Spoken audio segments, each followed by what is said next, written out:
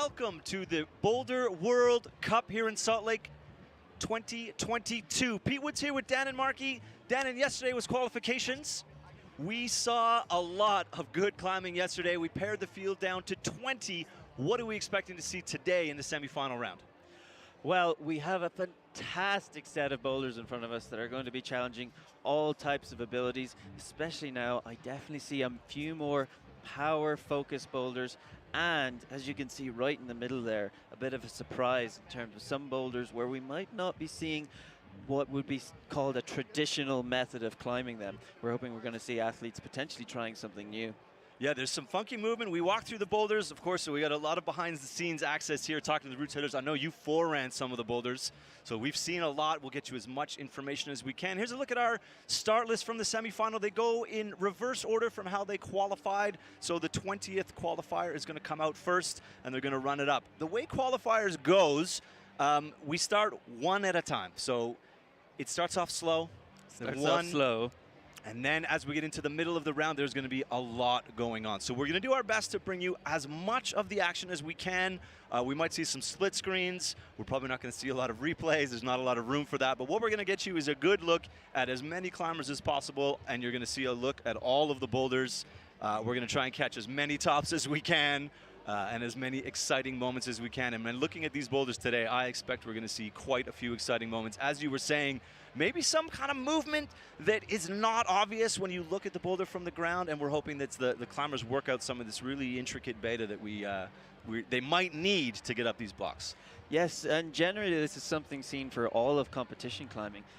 Anyone who looks at it now, you can just immediately tell how far that is from traditional climbing. And so in order to create this, it always had to be pushing and trying to change directions, and this is something that's still going on. Route setters are still looking for the new thing in terms of movement and understanding in climbing. Yeah, we can't just make the holds smaller and farther away because they're just too strong for that. They can crimp anything and they can stand on anything, so we have to test their movement, their balance, their knowledge of their own body's movement logic, and whether they can adapt and conquer in a very short amount of time. So walk us through, you've only got a handful of moments to walk out, see a boulder on site. What do you go through? You know, what's that strategy play? The first thing as always is find the holds. The worst thing that could possibly happen is you don't notice one of the holes on the climb. So the athlete has to run out on the mats. They're usually in such a rush, but then they have to take a second and make sure they can see every hold, because if you miss one, that's going to completely change the climb you have to do. Then you have to spot the official start. They're marked with purple tape. So 4 points are marked, and you have to touch all of those with 2 hands, 2 feet. And then it's thinking about how you're going to get up through there. Thinking about the direction, the angles of the holds, what way do you need to hang off them to create friction, and then how are you going to create a path between all of that? So really not a lot to think about. Not a single thing. Not a single thing. And thing. then you have to do it. Yeah, exactly. And on top of all of that, you've got to do it, and you've got to plan out when you're going to take your rests, how many tries you can put in. A lot to cram into 5 minutes, and we are underway. Here we go, Boulder World Cup, Salt Lake City 2022. We're getting started with Georgia Tessio. Oh, it's Yevgenia Kazbekova and Keta Doi out on the mats now. That's just me reading my start list one line too early. As you say, their first look here, looking around, they sort of will walk back from the mat. You want to try and see on top of holds if you can, around the sides. You need to be able to tell how positive is the angle against gravity that you could tell, because maybe you can hold on to that, maybe it's impossible. And they're starting on the lower angled side. So the men are on basically a pure slab, and the women have a bit of an angle change in the middle of this boulder, but still fairly low in that overhang. Definitely on an overhang. You can see this volume at the start is intending to make it more of a vertical, almost slab climb, but then suddenly you switch into an overhang. These crimps are quite thin, and the athlete has to integrate the features of the wall into their climbing. Yeah, and there's no friction on the sidewall where you see her right foot pushing, so that's just a lot of pressure, and even there you see as soon as you start to apply downward force, you're out. Great effort though, exciting method. Now we're on to Keita, who is trying to jam between these. That is a diminishing gap. It gets smaller as it gets to the back. It's not evenly spaced. There's no really a lot of room to jam in there, but yeah, he's it's a trying. flared crack. But he is looking quite positive here. Let's see if he can make his way further up. And this transition here, you know, as we read the boulder and talking to the route setters, is just a lot of footwork faith to get across. This is very interesting. Oh my goodness. Wow. Fantastic method there from Keita. That was very, very impressive. What his feet were on were so thin, and he managed to get a heel hook and lock in there. That was really, really magnificent use of his lower body. Oh, I did not think we were going to see that method on that boulder. Really, really well read and executed. So now we get to focus on Yevgenia. So in that 5 minutes, the next athlete, if you're not super familiar with how semifinals run, each climber has 5 minutes to climb the boulder, then they get 5 minutes to rest. So we don't move on to the next athlete of that gender. We always move them in pairs. So we'll have no climbers on the men's first boulder until we move out to the next two. And then when we get into the third and fourth rotation, there'll be climbers on the hole at all times. But 5 minutes to climb, 5 minutes to rest, 5 boulders. That power endurance starts to creep in around that third boulder, and managing time, effort, and attempts becomes a real factor. So layered on top of what you were mentioning at the top of the broadcast is time management and energy management, and even in some cases, how is your skin doing? Yep, very much so. And the route setters know this, and they actually choose the order of the boulders depending on where the athletes are going to be losing power. Now let's see Genya again. If she can manage through, she's attempting the same beta 2 times in a row, but now she's switching it up. Very good. Looking quite positive. Let's see if she can stop this swing out to the left. She needs to find some sort of force. There it is. To stop the left swing going too far. She's found it. That's a tiny foothold. It might not show up very well on your screen, but she does have a little foothold, and now on the sloper, the setup move for the finish. It's finished. Oh, slip from Genya, unfortunately. That black foothold has dual text, the no texture on one side and the texture on the other side. And to be able to stand on it easily and nicely, you almost have to stand on a bit of both of them. And there, as you lean more to the left, you put more pressure on the no texture side, and then the risk just goes all the way up. It's almost a matter of time at that point when you're standing on no texture. Is if you apply too much force too quickly, you're not going to get a lot of friction coming back. So this is probably going to be her last shot. She let the clock run down to 30 seconds. You see on the bottom left of your screen there, number of attempts. So 3 attempts to get that zone. Let's see her recreate this brilliant drop knee, reaching over. She'll be quite comfortable. Attempting a different beta now, but managing very high foot. She can heave up. There she is. Wow, that foot swap just in time. Into the position now. This crimp is very thin. Finds the Gaston against the wall. Let's see now. Genya Kazbekova matches the top. Just with 5 seconds to go. A lot of hand movements in a very short space, and she does excellent work to make that happen right at the end of the clock. That was fantastic performance, and going into this Gaston in the feature of the wall, at least to me, is not something I would very naturally think about, but Genya just fell into a flow state, knew it was good, and knew how to keep moving. Yeah, very, very well executed, and under pressure. She knows the clock is ticking down in the back of her mind, and a move you don't really want to rush too quickly. All right, out next, now we have Georgia Tessio and Hamish MacArthur. They are going to get their first look at the first boulder of the round. What we're looking for here is tops. We're always looking for tops in climbing competitions. We get judged on the number of tops, and the most tops gets you through to the next round. Following that, we're looking for zones. So that's that hold in the middle. It's marked with tape. It says zone, and we use that to break that tie. So you see on the graphic there, the T is tops, the Z is for zones, and then we're looking for attempts to top and attempts to zone, and that's how we're going to get from 20 down to 6 for the final later this afternoon. Hamish using his span exceptionally well there. He was able to reach right from the very positive start hold, straight round. Now let's see, with that extra length, he'll have more force to deal with as his feet are further away. Let's see what method he's going to use to get through here. Sort of getting in. The white on all of these big volumes is dual textured, so there's no texture on the white surfaces. Even when you're palming on them, you feel that slippery movement. Hamish now looking to move left to transfer between, but there is a point where you have essentially no feet in the middle of that transfer. Let's see, he might change his mind and attempt to go straight up like Keita did before. Yeah, you saw him try and get a bit of a heel hook and then immediately didn't like it. And he is one of the taller athletes in the round. So he might be looking at that. Keita did it this method, and he is not one of the taller athletes. So the route setters might be shedding a couple of tears throughout this round, as the athletes now could be consistently breaking the board. Oh, good save. Very good save. Oh, and that, look how, this is a very small box. Setting up for something a bit more dynamic than I imagine he wants to. Oh, if you ever wondered if you should be working on your single leg step-ups, that's an excellent example of when you need to have single leg power from that. How hard is it to generate from that full compression when your heel is up against your butt? Incredibly hard. And the part that was keeping him on the wall is that left hand, which is right by the foot. The further away, the easier it is to generate power. Georgia here now on her third attempt on this boulder, I believe. Oh, good control of the swing there. Now looking, just trying to get this position established. It's very delicate, as you were mentioning, that right foothold.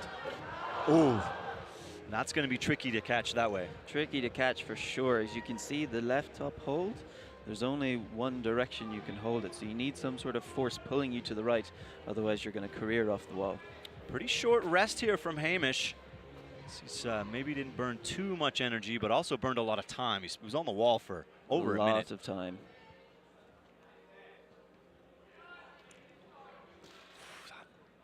Just trying to get that left foot. So friction dependent in there. And sometimes you have one good go with the skin, and then after that.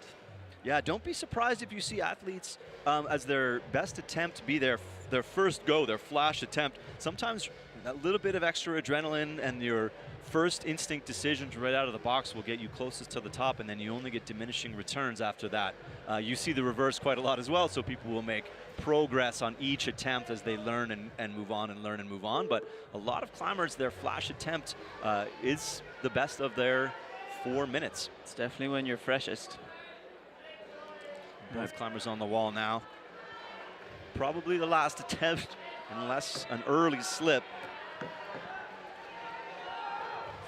Very high risk there to let both feet come off and swing over. Georgia now in this final sector. Can she figure something out to securely hold the top hold? Good match. There's nothing there. That she's trying to grab essentially a foot nub on the bottom left corner. That is exactly what it is. It's a foot nub. She looked like she's chalking up for one more try. With 15 seconds to go, she's going to have to hustle, as will Hamish. Again, he's going back to his initial method. Just coming up shy, and Georgia is not going to be successful either. So, no tops from our second climbers. And as they are coming out in reverse order of qualification, we would expect to see more and more tops happening throughout the round. Yeah, I would agree with you. Always looking for surprises in a bouldering comp. All right, so for the first time on Boulder 1, we're going to see Adriana Kiko, and we're going to see Max Klisatel, and we're going to welcome back Yevgena and Kita on their second boulder. I love the wide shot of this wall. I love the representation of the front of the range here in Salt Lake City, yeah. And just the way it steepens towards the middle. I find that to be a really good aesthetic for this round. I think it's definitely worth mentioning the wall has had some modifications since the last year, and it's made to be much more overhanging and different features in between. So I believe we're seeing some more exciting movement as the route setters can make use of these different angles. Yeah, everybody likes to see out in the crowd the sweeping foot swings and the big scorpion kicks. That's what you get when we steepen the angles. Best ever. Hopefully we'll see a couple of those soon. Adrienne moving well on her first go. Just getting in. That's so, that left hand is, you can't even get in between. It's a blocked, really small crimp. Finds the palm. Does she want to use it? Didn't feel so comfortable there. She's going to test different options. Ooh. Manages to almost hold it with that volume, which is incredibly bad. Now this is an exciting boulder. Let's see what Keita can make of it. Here is a very difficult crux. What's he going to go for? Nothing in it on that right foot. You see the immediate huge black rubber streak. You see two big volumes there, but they actually don't even make it to vertical. They are just less overhanging. So you paste your foot on that, but the amount of power required from your upper body to do these movements is really insane. Yeah, it's that was an excellent example of how difficult it's going to be to use that foot. We're back to Max here. Going for a different beta, bringing the foot out, he can utilize his flexibility much more here. Now let's see, can he come across in between this danger zone where you've got no feet and get around to the left side of the volume? Good save there. There it is. Oh my goodness. Danger zone, but he's pulling up through, turns it around. That is so powerful. For a moment, he had feet off altogether. That right smear is not really enough. This is very, very good work. Very impressive. Gets the feet. Oh! A slip from Max Kleesadel as his feet were transferred on the right-hand volume. Theoretically in a very good position. Unfortunately, though, big slip, and now he has to go through all that again. Adrienne making it through the zone and trying to find a way to get established in this crimp to decide what to do on the last move. Gets that compression move. Yes, I think that's going to be it. Adrienne Akiko on her second attempt. Excellent work, boulder number 1. You will hear us say Adrienne Akiko is her last name. She has a hyphenated last name, Akiko Clark, and she does like to be referred to as Adrienne Akiko. So you might see the graphics say Clark, but you're going to hear us say Akiko, and it's not a mistake from anyone. It's just sometimes the hyphenated last names and what you register with. We try to find out how people want to be known so that we can do them justice on the broadcast. It's good to see Keita there. He's having a really long think about what he needs to do in this movement to make it happen. He's an exceptionally strong athlete. He definitely has the skill and ability, but can he figure it out?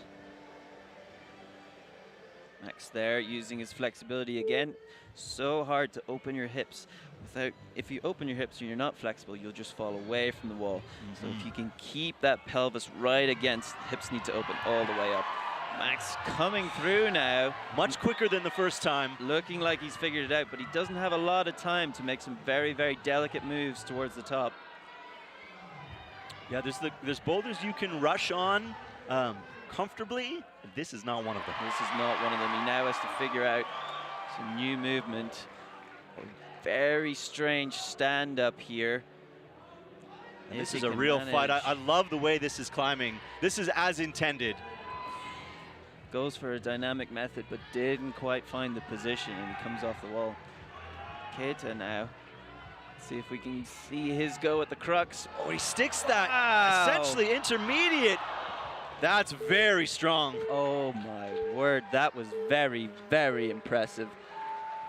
Nobody was expecting an athlete to stick on those holds. If you see it from another angle, it is incredibly, incredibly poor. Here's a good look at the best attempts from Jenya, reaching out, matching on this hold, and needs to establish the feet. And then did she get a zone? I think out of the corner of my eye, I thought I saw her establish this, but maybe I just missed it. This hold is quite far away, and from that angle, very blind. Yes, but it looks like she is established on the zone, so that should be comfortable with that. But then the heel getting caught underneath the hand. Yeah, and to be established on a zone, the rule now, it's not enough to just touch it. You used to see athletes reach out and just touch a zone. You have to make, you have to move your body using the zone hold. So you have to make a physical adjustment in order for that zone hold to count. So you can't just touch it. You have to move in some direction in a climbing related movement, as they say. And our first look here at Guy McNamee. This will be his first World Cup semifinal and only his second World Cup of his young career. Oh, wow. Woof. Going for a dynamic beta there, which I'd be very impressed if he stuck. Yeah. There is a left-hand volume, but you have to push so far to make it useful. Laura Rigora here, moving through, getting that drop knee. And moving quite comfortably through these thin, just that's a crimp I wouldn't want to grab in that, in between those two pink. Getting some friction on the block part. Just got, as you say, this swing across the joint in the wall is not elementary. No, not elementary. They don't teach that in climbing classes. No, and then one of the most exciting parts about on-site climbing is learned movement. So can you read it from the ground, make a decision, and then how many tries does it take you to learn, in some instances, very complex body movements in 5 minutes or less? It might take, you and I a couple of hours in a bouldering session to work out and dial in a complex movement, and we're asking World Cup athletes to do it in 5 minutes or less.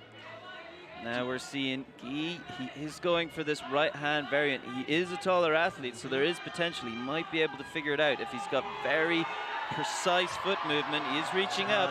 He loves to climb statically. He's very strong in strong positions like that. Guy McNamee with the top of Boulder 1. He will be ecstatic on his second try.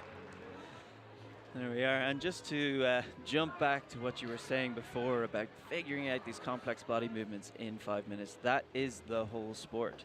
It is about, can you figure it out quick enough? Almost all the athletes in the field can climb these boulders if they've got the time, but they don't have the time. They have 4 minutes, 5 minutes, a lot of pressure. And no help. No help. Nobody to look over and say, hey, do you think we're doing this right? Georgia here getting established on the zone, and as you're saying, that can she get up into that very high, either heel or toe? Just gonna go back to the brush. Very, very heavy on the arms there, and you need to have a lot of power to make room for your heel beside your hand. Laura there, just going straight to that, into that left of the 3 holds there. There is sort of an option to roll around using the gray, but if you have really good balance, as you see, she just pulled straight up into it. I will get another look here. Hamish on boulder number 2's big, powerful movements. Going forward as sort of a 1-2-3. Yep. Which is probably the most intuitive method the athletes would think of. That blue hold is leaning slightly to the left, which means it would be better to grab with the left hand. Now we see Georgia, this is a good look at how steep this section of the wall is getting that. Oh, look, that excellent. Great. A little knee bar, a little knee scum, just enough to hold position. Really good work here. She's got, just having trouble getting really established in that next position, but both holds in that position are undercuts, so you have to jump right up or get super high in order to create that directional force on them. And if you can't get high enough, you're going to slide off. You see Laura there just sort of getting diminishing returns now in the last minute of attempts. She got up high, and it's going to give it one more try. In the corner of my eye, I see Hamish sort of winding his arms up, hoping he can get a zone. Now Laura with 20 seconds. Everybody on, sprinting towards their points. Being a more accomplished lead climbing, I would actually argue that Laura Rigora is more likely to get further on successive attempts, but unfortunately not on this round. No, and so everyone's going to walk away with no tops except for Guy McNamee out of that grouping, and we keep moving. So as we promised, it's getting more and more exciting. Exciting for the crowd and busier for us. So there's a lot more action, and I love this brushing crew. They've managed to get like 2 brushers per hold. Now we get a look at Guy with this heel hook. And look, just so confident in that right foot. That right foot, just ankle has to be all the way down to get some friction, but you are standing on a completely vertical hold. There's very little pull you can get on the top crimp. It's incredibly impressive. Yeah, very, very good work. And a crowd favorite, veteran Jakob Schubert out for his first swing on his first boulder, and he's going to be joined by Hannah Moyle.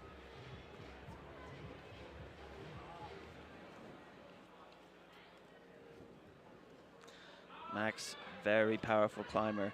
Let's have a see if he can get some method through this sequence. Almost a toe hook on not a toe hook.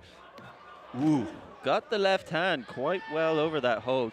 And so we'll probably see him attempt this method again when he appeared to get close enough. It's become a common movement, as you were saying. Their instinct will be to do that paddle, the 1-2 dyno. Oh, Jakob. Great little pop there from Jakob. Hand-foot-eye coordination on point.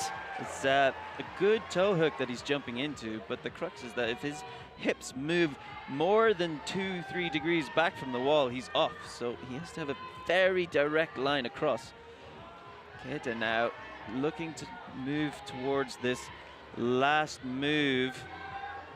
There's a very poor foot chip, which he chose not to stand on. So he put his toe on it, and then it's like, maybe I'll do better with a smear. I love that look to see both those boulders getting climbed in such different styles. Jakob fighting through the transition very well. And I think it's almost the climbers that established by coming around the corner are going to look to go to the press, and the climbers that choose to just start in this lie back position that you see Jakob resting in are maybe just going to eye that up as though the big left-facing volume is a bit of a sucker hold. And this is the intended beta the whole time. And he's going to do the same thing that Guy did. And, I mean, he's a technician. And can he? Needs to solidify that right foot a little bit more. Let's see if he can find it. There yes, it is. He does. An excellent flash. So on site, Jakob Schubert. There you see some outbursts of emotion. He's excited to put that down on his first try. When you know attempts matter, they always want to do first try tops. We've already seen a few tops in this final, so already we're going to be thinking, how quickly can you do it? There's a great look at the beginning of this sort of jump and pop. Oh, wasn't expecting that. Not using the undercling at all. Beautiful Keita. movement. Falls, you saw no movement backwards. He caught the palm in the perfect position, the absolute dead point, and straight stop. Really fantastic body control there. That is a lot harder than he made it look. I promise you that. And even here, this stem, there's not a lot to give in that left foot. That's a very wide open book. And you see a long way away, but is he close enough to try that method again, or is he going to throw that out the window and try something new?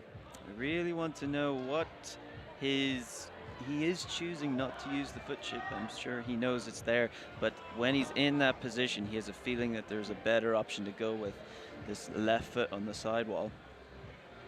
See it, Evgenia there, sort of getting up close, but not close enough to that pop double dyno.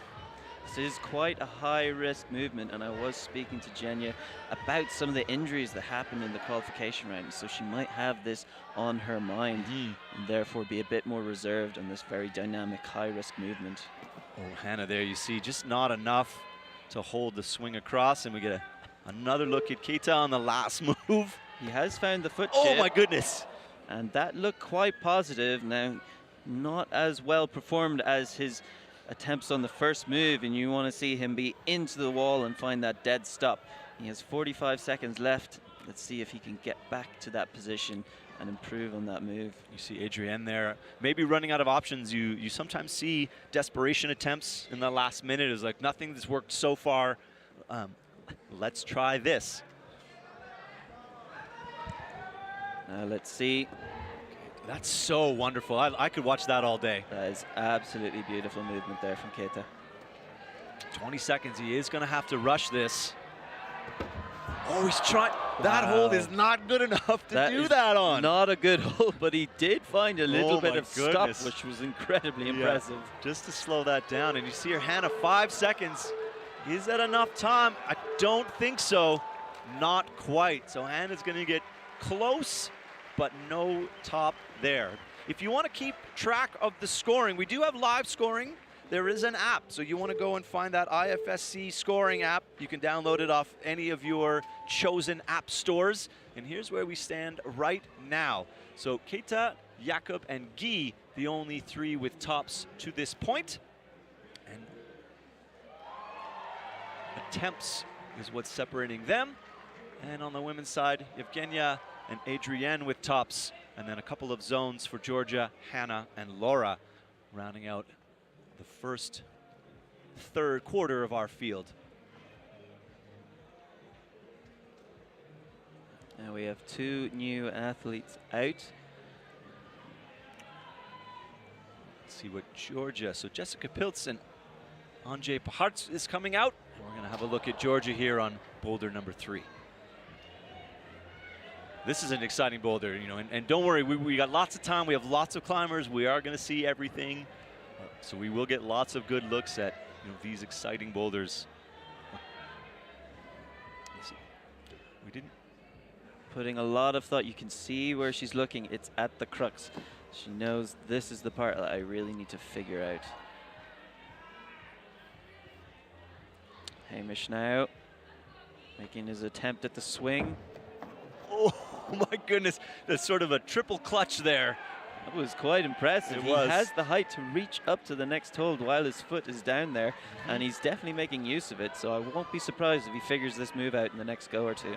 This is Jessica on her flash attempt on her first go, making good use of that thumb underneath that little chip at the end of this collection of crimps. The black crimp on top there is essentially blocking so that you can't run along and match, so route setters do this. She also doing that cross.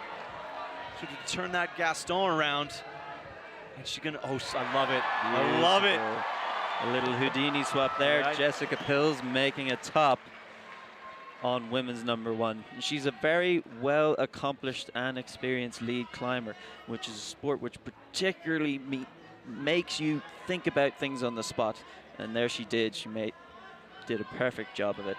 Now, Anjay is going to keep, yes, also with the heel hook method. He's going to get it on his second try. And I love that you said that, because lead climbing is one and done. So you have to do a lot of thinking and reacting and moving. Bouldering, although they don't want to fall, you have it in your plan that you might have 2 or 3 or 4 swings at a boulder and you will be able to fix and adjust. So that change your mind on the fly without coming down to the mat, as we see Guy McNamee making, kind of trying to do a foot stab. Maybe making that move a little harder than he needs to. Maybe, you know, concentrate on grabbing the pinch and then bring the feet over. It doesn't have to be a right hand, right foot at the same time. But that arms, I mean, as a Canadian, I'm familiar with his progress up through the juniors, and that sort of arms folded is a very classic pose for him. When the brain is going, the arms get folded. He's a very, very intellectual climber. He thinks a lot about what's going on. So that's him turning on the brain function there. Hamish with a big swing. Oh, look Great at catch. that. You saw him land on that right foot, and he knew what body position he needed to be in and was very comfortable. Oh, my shoulder hurts looking at that. But, I mean, that's sort of as designed, but maybe a little less dynamic. That's quite close to as designed, but Hamish actually didn't get the height there, so that left shoulder was, that left hand was way higher than he wanted it to be. But if he can get his shoulders up almost above his hands, then he'll find that directional force where he can push against the 2 holds, push into the corner. So not a lot of energy burnt. So he's putting his attempts down. I love how quick. casual he looks in that move. And such a difference to 2 attempts ago. Yeah, you see there what you were saying about it. He needs to have his sort of center of gravity. His shoulders need to be higher in there. Yeah. And you can see the mistake on that attempt was actually the foot slip, as it is an incredibly bad foot chip that they have to jump off of to make the last move. We actually had a close look at this foot chip, and the best way I can describe it is the surface area of this foothold is more screws than textured hold. So imagine your average flathead screw, put 2 of them beside each other. Oh, fantastic from Georgia Tessio. That is a really complex movement, and with She 15 only has seconds, 15 seconds now to figure out a somewhat risky top movement. she is definitely going for it here. 5 seconds. That's one on the, as we say, a hidden crimp. She's gonna get it. 2 seconds to go. Georgia Tessio on 6 attempts. Love to see that fight. Very, very happy with that. And she's actually making a completely blind reach up to a crimp that is attached to that fiberglass hold. So she was quite happy when she found it. You could see the hand padding around for a second, trying to find this last hold. And it is a very rewarding experience when you do finally grab it. And when you see that the shiny reflective surface of the dual texture isn't giving you a lot of love while you're hunting. And I will apologize, I've had a bit of a cough all week, obviously not COVID related, so I'm sipping cough syrup and coffee, but you will hear me cough occasionally, so I do apologize for that. I'm doing my best to keep it off air, but it's hard to fight this little throat dry cough I've got going on. Simon Hibbler now coming out for Boulder #1 from the American team. The crowd starts to get a little bit louder every time that USA jersey shows up. Now Jakob Schubert, one of our biggest veterans, is now about to pull on to potentially the hardest boulder of the round, so I'd be very excited to see what he makes of this. Yeah, no problem controlling that pinch move. Just looking around. Yeah, so he's gonna instinct scope paddle. And a Moyle now on the, oh, we're moving around. Genya is stuck in between that slab. It's incredibly hard. There's actually a very small space that you can move through that doesn't have these 3 big pink volumes push you off from the wall. So while it looks like she's standing on a big foothold, it's incredibly difficult in that position. Ooh, almost getting the press. Anna Moyle, though, looking like she's getting the furthest of any athlete on this boulder. Quite comfortable now. Very comfortable. Gets the knee bar. Hands. That knee bar is really sticking for her. And as you say, she's got to stand up into this undercling, doing that very well, looking for another knee bar. Ready for more. Now, one last move to the top hold. Anna Moyle looking quite comfortable. Trying to wind this up. And a dunk, yeah, the last hold is big. Rewarded for your risk choice to go dynamically. Hannah Moyle topping boulder #2. Now, Genya's made it through the first crux sequence, but now this final movement through the boulder. So careful. Such high risk. And hunting for, and you see her there trying to get the space between the volume and the wall. Anything will do. As we were watching that, Jakob made through the goodness. crux. Now, very, very bad hold he's moving to. Let's see if he can statically hold it. Yes, he will. Jakob Schubert with our first top of boulder #2 on his second go. I think that will put him in very, very good stead for making the finals. That is excellent work from Jakob, and made that the last 2 moves. You saw the tension in his shoulder, but he made them look fairly straightforward. You see Alana Yip on boulder #1, the second Canadian in the field. Sort of Adrienne on your right there, and Evgenia here back for another crack at this very, very delicate right to left slab movement. There is absolutely no handholds, and it is incredibly scary to traverse across on a slab with no handholds, because if you slip, you cannot correct it. On an overhang, if you fall, your hands can always correct the error. Oh, Max getting almost high enough. With a minute left, he'll have at least 1 or 2 more swings at it. Simon Hibbler trying to get out of the start move. Just so many options here for your hands and feet. Just decide whether you want to do that. Hold the elevator doors, that sort of anti-compression, as we say. Max swinging in. Let's see, he has figured out the method for the start, and he's getting very close to getting through this last move. Let's see if he can make it. A little get more the pop. height. Yeah, a little more pop, a little more height. Oh, slip. That Left foot slip. You could hear him yell out as that was not what he was intending to do. I wanted slightly different methods, so feet a little further over, a little sooner, and just trying to find, hunting back. So looking for any balance point at all at this stage of that slab traverse. And we're going to see, I think, as many different methods as we're going to see semifinalists trying to get across those big pink volumes. Yeah, it's going to be a really fun boulder to watch. That is the tricky part when working with volumes. If there are holes or crimps on the wall, you know exactly where you need to stand. But a volume is just a plethora of options. And you don't know which one is going to be best for your body position. You see there Jakob Schubert jumping up to the top of the table with 2 tops in 2 boulders.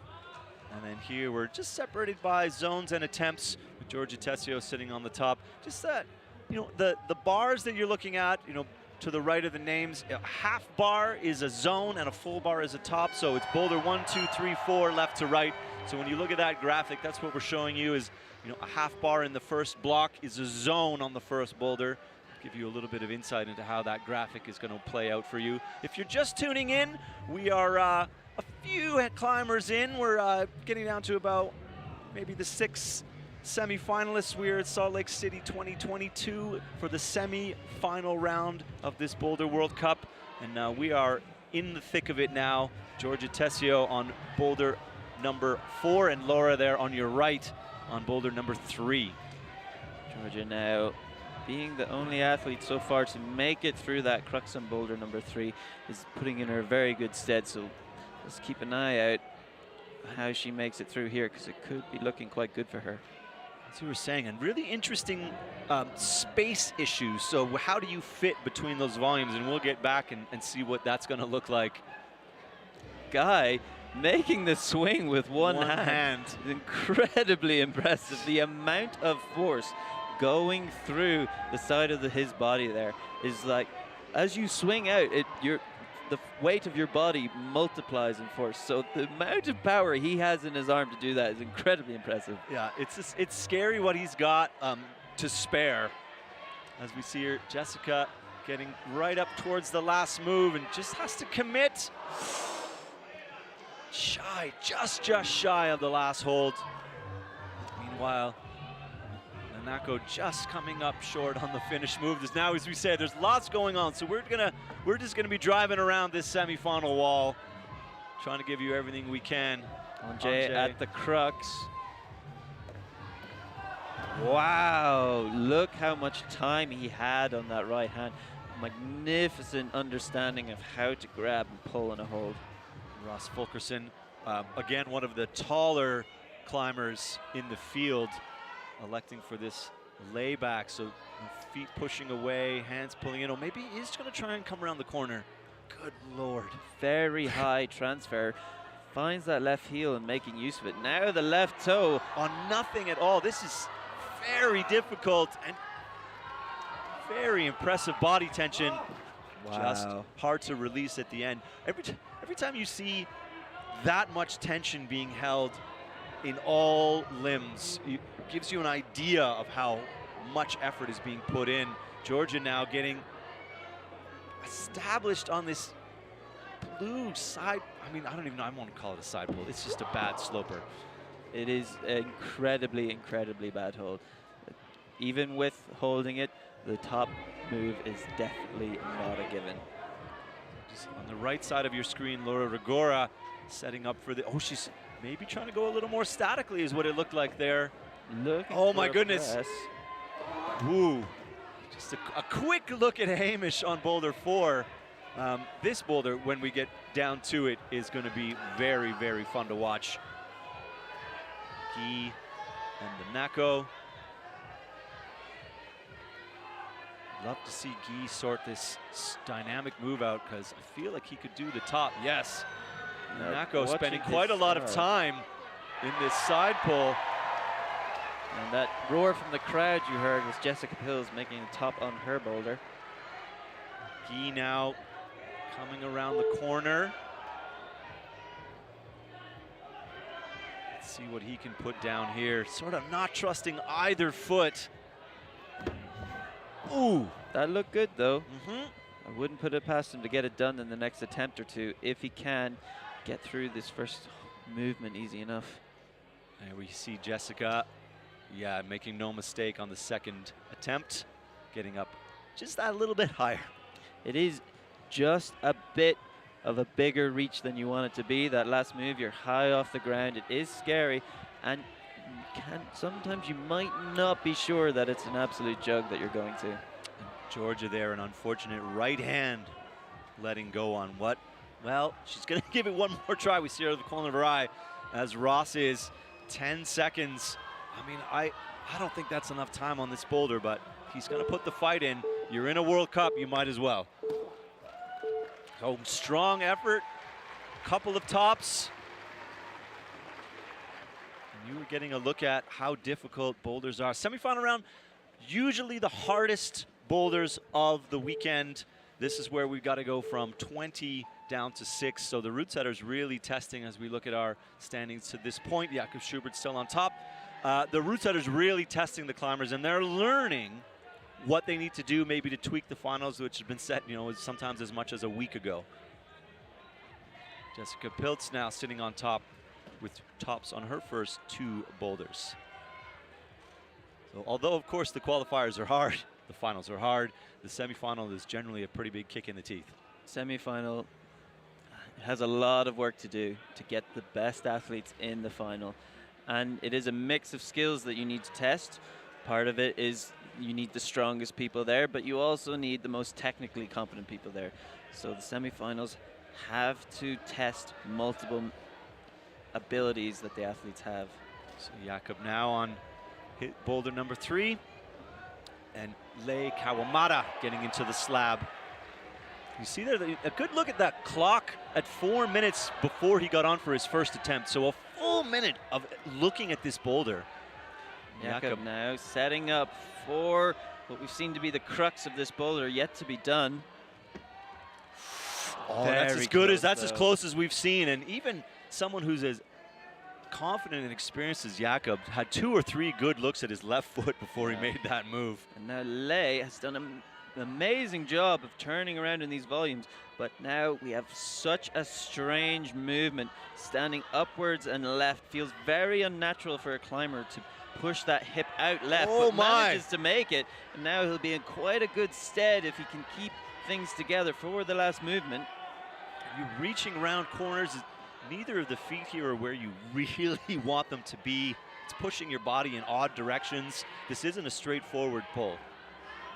Let's see, he just needs to weight that right foot well, and then he should be looking uncomfortable. Getting Keep higher, an eye on that right toe. Yeah. There it goes. That's your fault. That one's on you.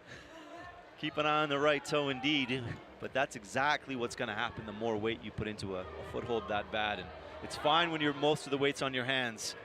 Adrian Akiko now getting sorted through these big pink volumes, just causing I mean, the best word is awkward. Oh, very much so. And it's the alignment of the torso that she needs to find. There's actually a very thin gap in between these 2 volumes where you can fit your body weight into the wall close enough and get upwards. She's slow, I mean, in control. Look at that right hand just pushing away.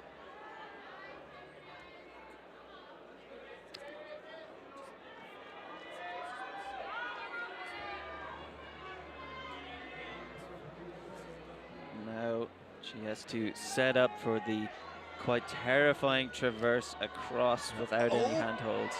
That's a really good save. Oh my goodness. And to see climbers slip when they're really not putting any weight other than standing up in their feet, that should tell you how bad that right to left movement is. You see now,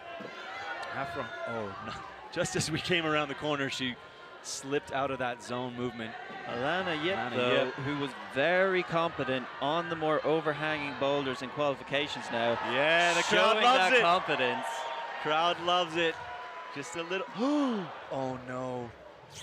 just maybe released the tension in the knee too early. Unfortunately, just didn't quite establish on the right hand as she started to move, and off before she knew it. All right, with 1 minute now, you see Hannah Moyle on your right setting up for this dynamic coordination move. And Adrienne, that's a good look at this angle. Trying to go static as well. Adrienne now, 40 seconds left. It is likely this will be her last attempt. And she has to balance the mix between moving quickly enough to get to the finish before running out of time, but also you cannot move quickly on slabs. You will get punished for it. Yeah, just watch those feet. You want to drop your heels as much as you can. Not quite enough. She looks up with a wry glance at the top of that boulder. And there we see Jakob making the stick and seeing our first top of boulder number 3, getting that, looking at the alpine knee and then going with the toe. That's really good climbing from Jakob. Really, really good. Showing himself to be the class of the field to this point. Did we get another top here from Lay? Yes, we it did. Was. Excellent climbing there as well. That's as high as we've seen anybody try to come across the finish move. The crowd is quite hyped here in Salt Lake City. Someone's found a few air horns to blast out. Well, I was sitting in the crowd yesterday watching the qualifiers, and I realized the air horn was right behind me, and I chose to move. Laura Rigora clambering up with, only took less than half a minute to have a look. I mean, it looks straightforward at least. Oh, grab the start holds, climb through the big pink volumes, but she's good instincts here. Not one of the more powerful athletes in our field, which means she's takes advantage of her body awareness to get through movements. So I would be quite hopeful of her ability to come across on this slab, as she has such a good understanding of her body. And I love watching climbers work out slab on their onside. She's like, maybe I'll put my right foot up. No, I will not. How am I going to change my balance point? Jessica Pilz on your right. Setting up for this movement. Close. Looks like she has the sequence and just needs to build upon that in another attempt or two. Laura again. Now watch the feet here. The balance is in the upper body and the faith is in the feet. And this is the first time we've seen anybody try to go 2 feet over. You can see these tiny little foot movements are what's required to find the right balance position, and that little bump down of the left foot is what allowed her to lean across enough now to get into this position. But the last move is absolutely not a given, and there she is off. So subtle to make those movements and those adjustments to get her through. We see, just have a look on your right, standings as we go. Jakob putting himself in an excellent position with 3 tops. Taba Ito now making good work at the top, getting this side pull on the side of the wall. And everybody, as soon as they get that compression, they look very comfortable to make the last move. Yeah. It is such an out of balance move, and then suddenly, as you get the right holds, you feel very confident. The sun is pouring down here. Beautiful outdoor venue in Salt Lake City.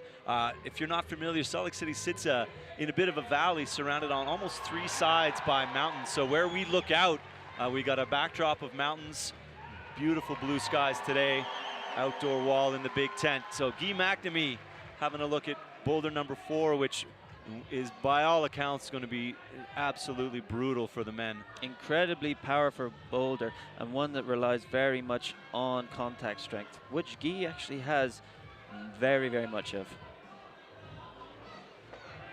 Laura back into this, I would say established, but how are you established when it's nothing but pressure and faith? The left hand is so bad. I cannot stress this enough. There's very little pull with it now as she gets ready. Another slip. Couldn't wait, that left foot. as much as she wanted to, and then as she tried to drive from it, it comes off the wall, and that's taking her away completely. And we see Anže getting his top on boulder number 3. Good work. Happy with that, and makes use of the knee. Yeah, no worries about scratching the skin there. No, you'll deal with that later. See Charles Barron trying to get out of this toe hook. I mean, that body position, the farther you get away from your feet, the more you have to manage bringing your center of gravity across. If you don't have, I mean, I can't do the splits. I'm always impressed with anybody that can get their feet out that far and still make use. And let's see, we've got less than a minute left. And Lara Gora back in up. this final move position. She's clearly learned how to get through that first sequence well, but has she learned anything from her last attempt where she was in the position to go to the top? Let's have a see. That left foot is where all the magic needs to be. As you say, there's nothing in the left hand. Oh my goodness, that's so close. It's a dead point. It has to be so accurate. She got there, but couldn't quite make it stick. And Jessie Pills now has found her way to the top of women's number 3 with 7 seconds left to go. We'll try and get you a look at that. Let me see it just on the corner of your screen. Charles Barron taking it right down to the wire. Right. Jakob Anže putting himself up into second spot with that second top. That's what we want to see. Full bars as they go across. Jessie Pilz looking to be so far doing everything right across this semifinal round. 3 tops. All right, so you are going to see a gap. Unfortunately, Johanna Farber picked up an injury yesterday after qualifying, is not competing in the semifinal. So we just have a blank in her spot, but young Mejdi Schalk will be our next climber out. For the men, here we are looking at Lei Kawamata and Jakob on the left, the 2 most powerful boulders in the men's round. Boulder on the left, particularly powerful as well. Mejdi cruising up this slab, looking quite confident that he's going to make a top with the right-hand beta. Does so very easily. Jogged. Less than a minute, straight up to the top. Wow, jogged up it. Fantastic. Hannah Moyle now getting up into the slab. And Alana Yip just on the right side.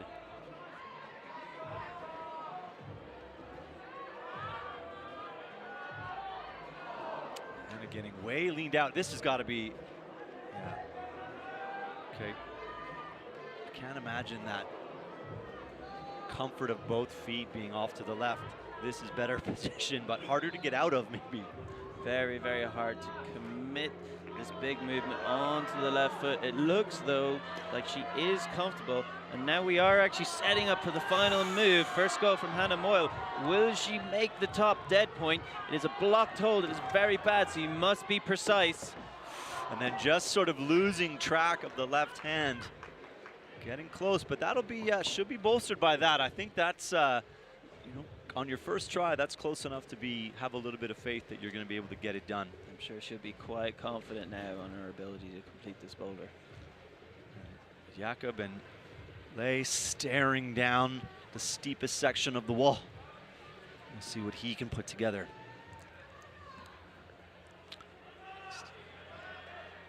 Swinging into, oh my goodness. What? What an amazing sequence Lei Kawamata has made. Now moving towards the top section, very high risk on this hold. Dynamically goes to, I would argue, is the worst hold on the entire wall today.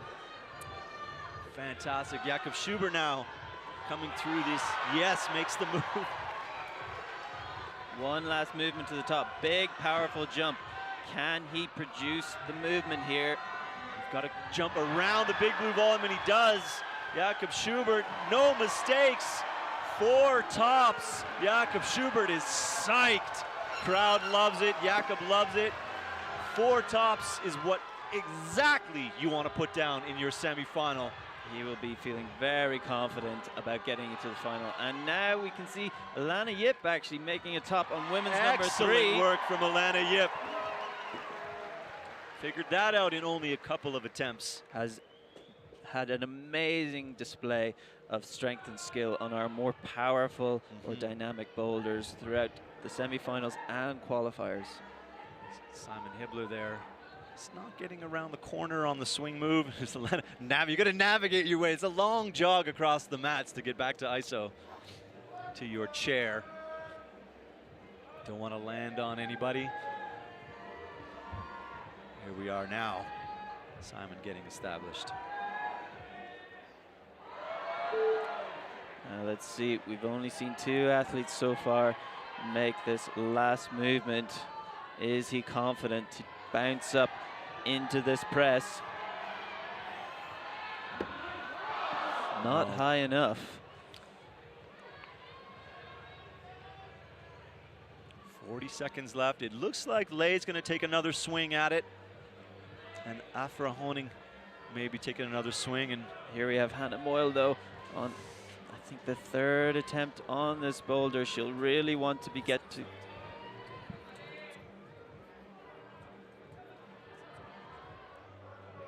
Last movement to the top. Oh, yeah, just as you generate 4, she's going to try and go one more time. Here we have Simon Hibbler. Not able to get into that press. Yeah. And then sprinting, the clock is going to run out on Hannah Moyle. Look how confident she was through that starting sequence, as she'd learnt it exceptionally well. But unfortunately, a lot of confusion and unknown for the final move still. And we're getting into the second half of the field. You see Jakob Schubert well established at the top of the semi-final list with 4 tops in only 7 attempts. That is fantastic work from Jakob Schubert. Jessica Pilz now with 3 out of 3. I think they will both be feeling quite confident. Let's see now Jessica on her final boulder of this semi-final round. This could be what is going to give her that ticket to the finals. Yeah, and it's great to see climbers from that first half of the field setting the pace for what needs to get done for the, arguably the stronger half of that semifinal field. Some people actually like to qualify a little bit lower. Stasha says she likes to be a little bit further back. She doesn't want to have, the last 2 or 3 climbers where there's much less friction on some of the chalked up holds. So some people like to be a little further down in the field. Nanako on your right there, just sort of checking out the start move. Jessica Pilz moving through the pink volumes.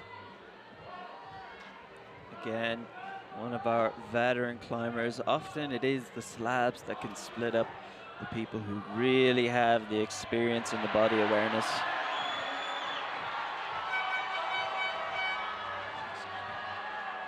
It's such a change in pace. You have to slow down everything. You slow down your heart rate, your breathing. You can't be overly excited. You have to move very carefully. And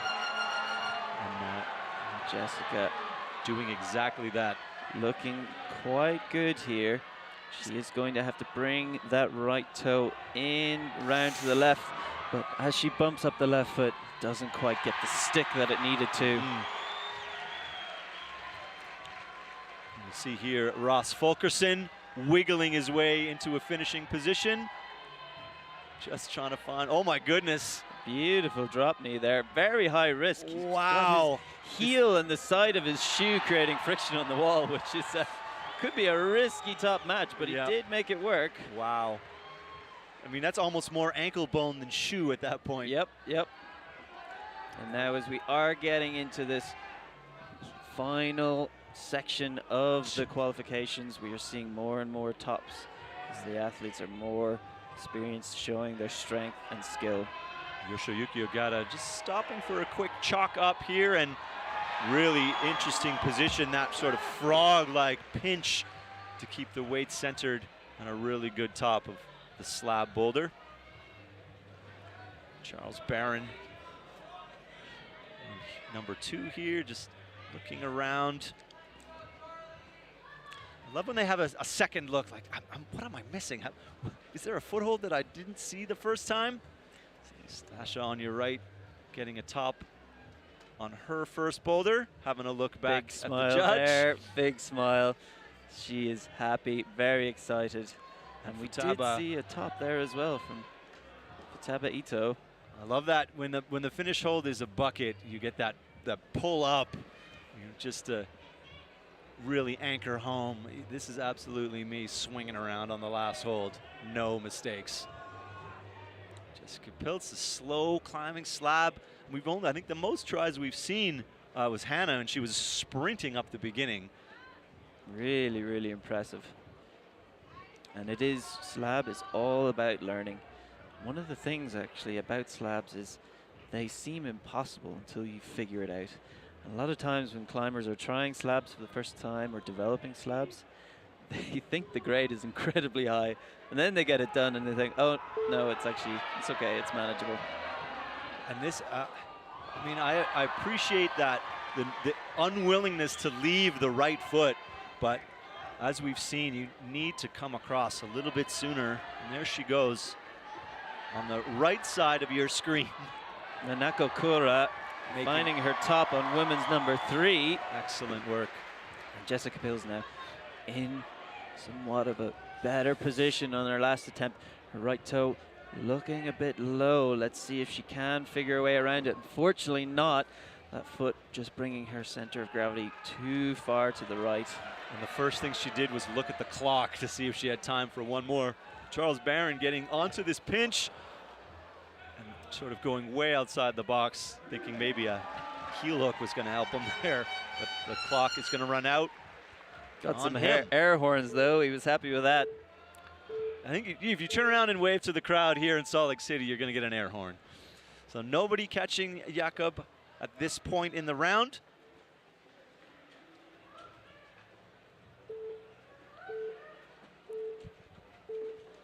Look down. Now field, all the zeros you see there are the climbers that haven't come out yet. So Jessica Pilz now at 3 and 4, keeping her on top, just ahead of Futaba, who has only done 2 of her blocks but has topped them both. And she is well set to keep moving up the rankings. Our climbers coming out now for the first time. We're going to have Kylie Cullen and Alex Kazanov. And here we are, just looking at Alana Yip staring down the slab.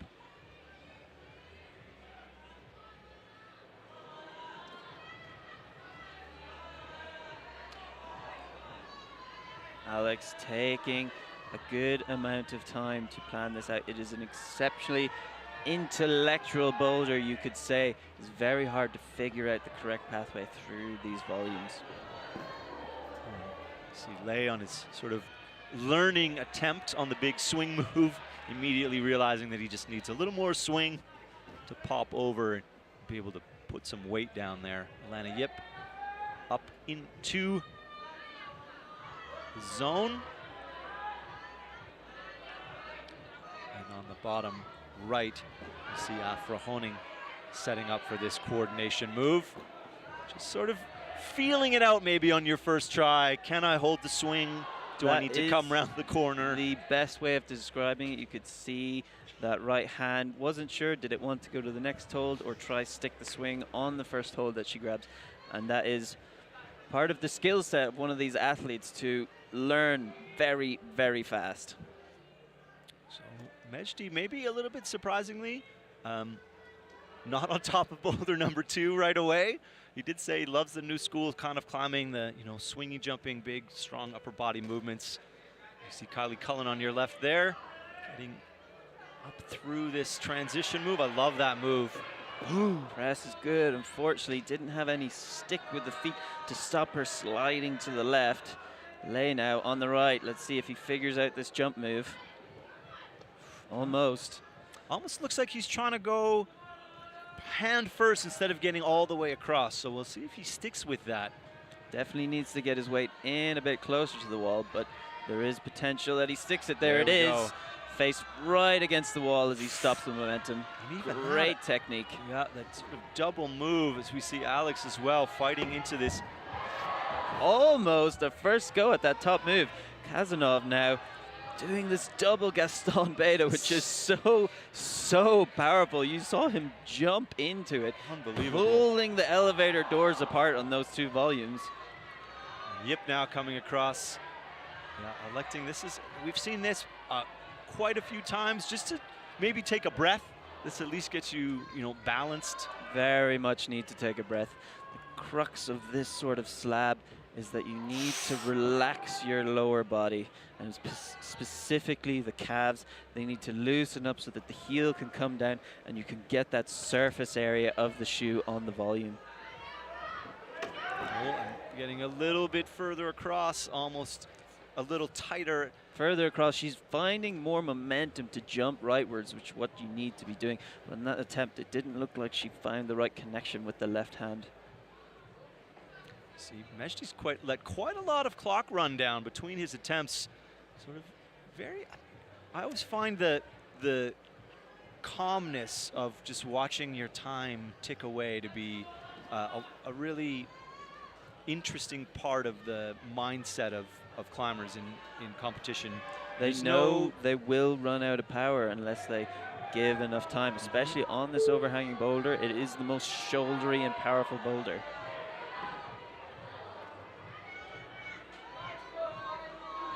See that? Just even here, nothing is comfortable. That left foot right on the edge of the volume is the best place. Because if you stand too far up left, you're not going to get that foot close enough to your center of gravity. So they're risking this bottom left step. Now Alana seems a bit more comfortable as she's coming across, Has looking to get higher, for some I guess, purchase. But you need more confidence on the feet. The palm is actually taking you away from where you want to be. So you have to give up that left-hand palm and commit to standing on the feet in order to come across here. 15 seconds, so much time elapsed while you're making decisions up here. Yip is going to sort of a bit of a, what more can I do with 10 seconds to go? Kylie Cullen just reeling in boulder number 1. Excellent work there.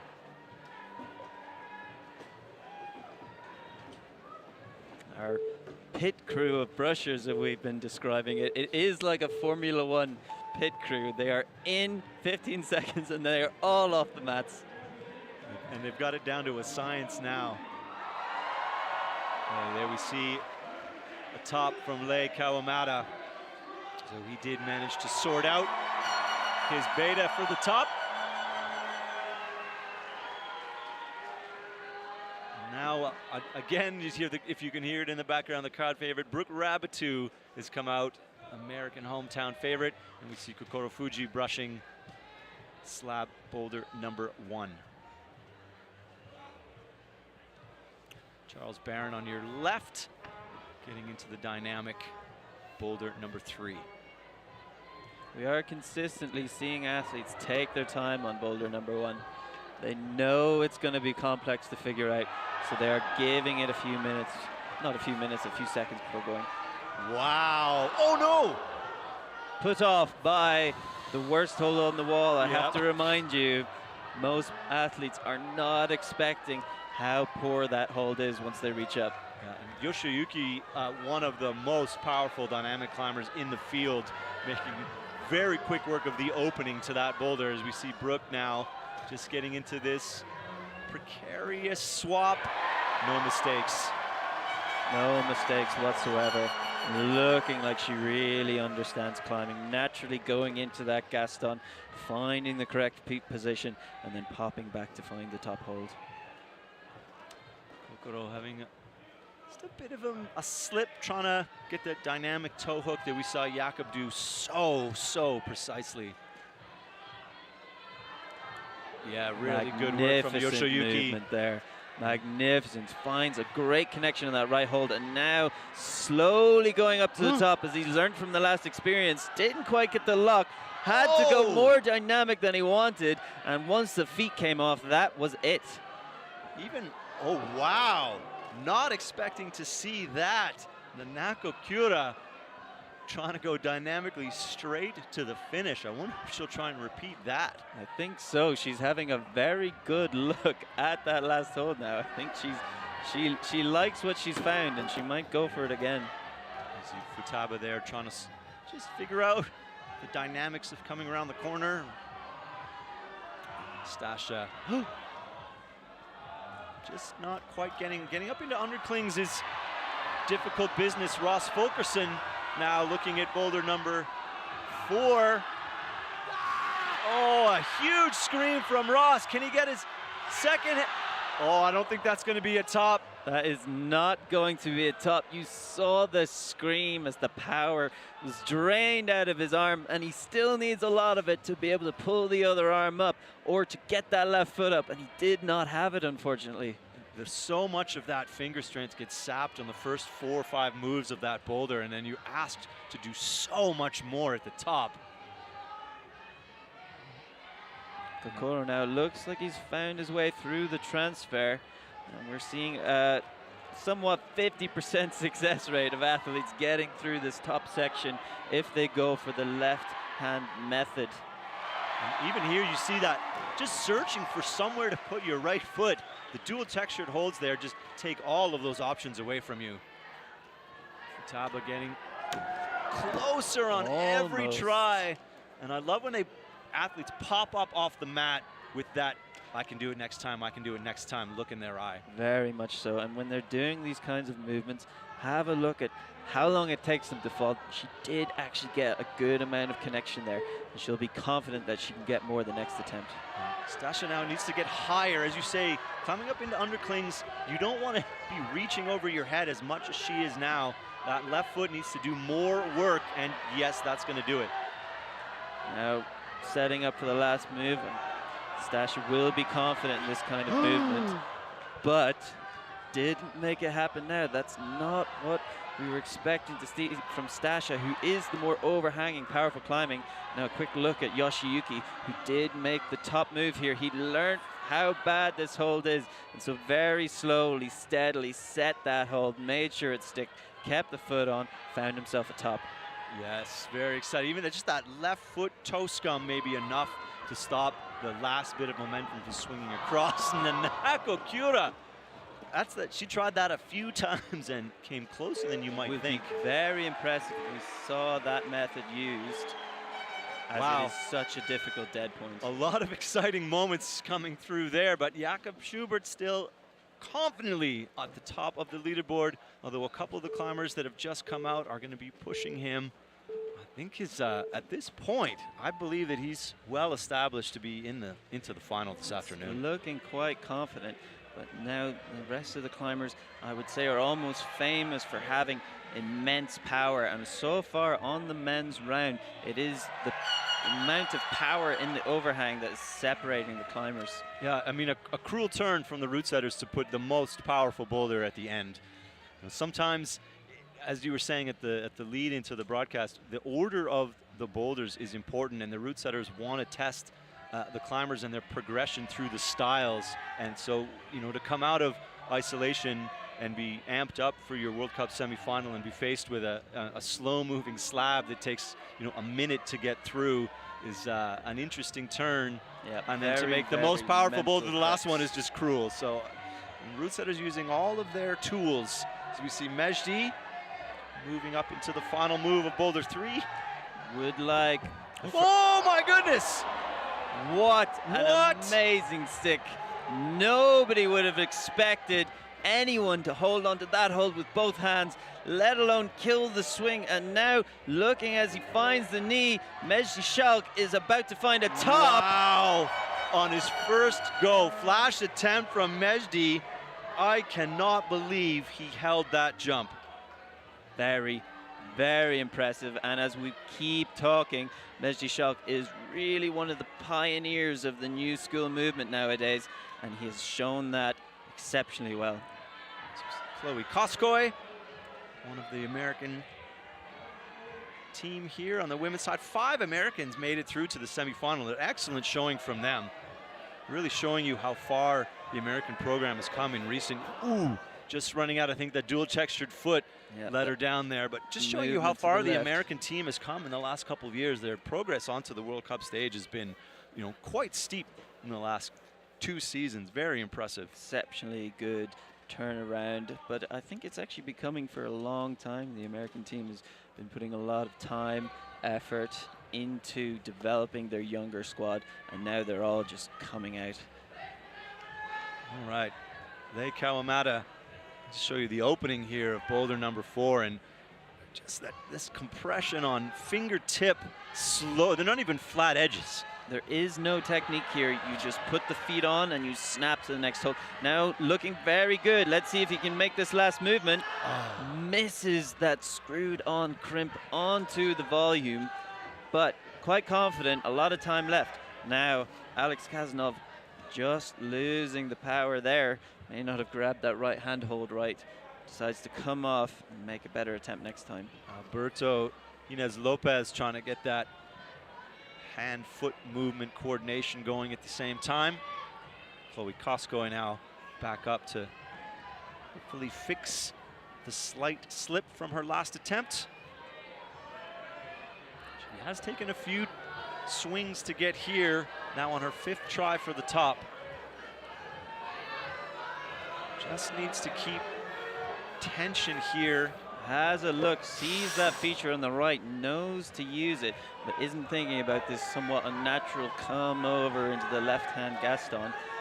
Kazanov now pulling through, going for the double paddle on this black hole, which is incredibly, incredibly poor. It is just a bit more than vertical, so pulling down on essentially nothing. But he did actually generate a bit of upwards force there, so he might be thinking about using this method again. Yeah, it's, you know, you're trying to just get a little bit of extra height, but I'm impressed that he managed to get upward movement at all in a double off of that hold. Now Afra Hunig setting up for the final move on women's number 4, and we have not yet seen a top. We've seen a lot of athletes though in this position just losing exactly like that, as you have to lean onto the left foot. This left hand hold almost actually makes things worse, as you have to take some of your focus away from the feet to pull in the hand, and then foot slips are happening quite frequently. Kylie Cullen with the clock winding down, already having established a zone, and Alberto Hines not getting out of the start move of this boulder. It's giving him some fits. And he'd be getting a bit desperate here, thinking that his competitors have at least made the zone, which he's been unable to do. So a little disappointing for sure for Alberto.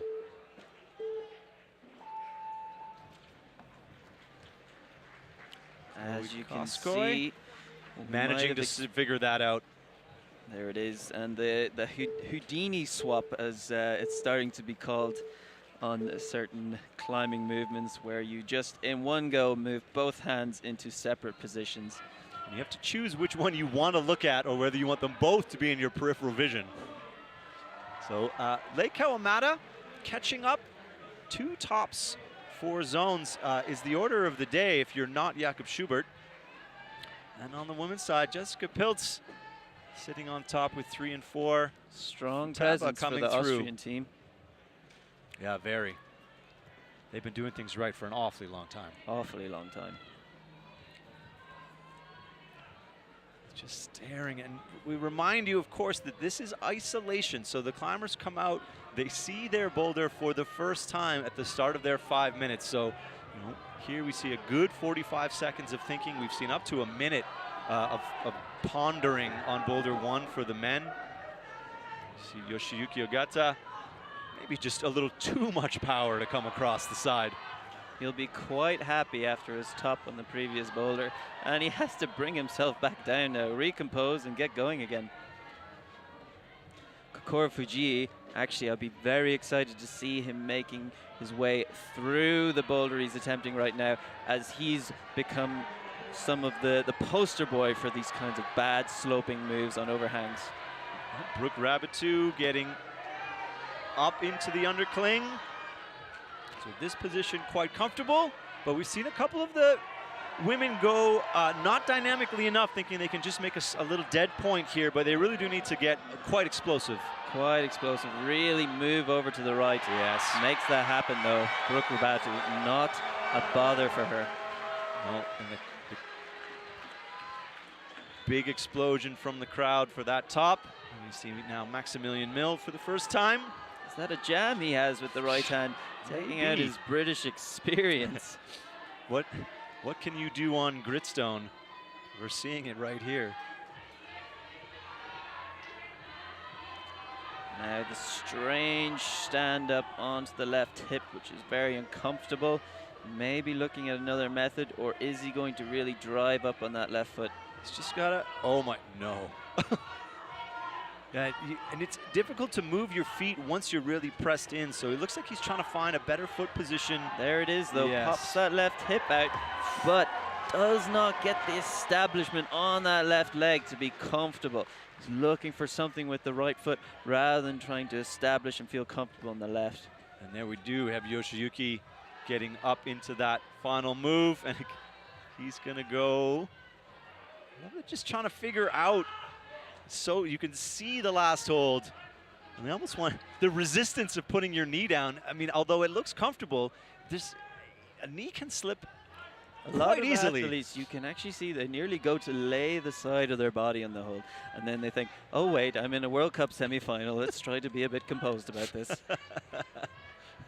That's an excellent example. Stasha oh, wow! Straight through onto over the big holds. There she is, now with a quite risky toe hook. Can she? She does get the foot across now, looking like she's in a more stable position for the final move. And that little half drop knee, searching for the crimp, yes.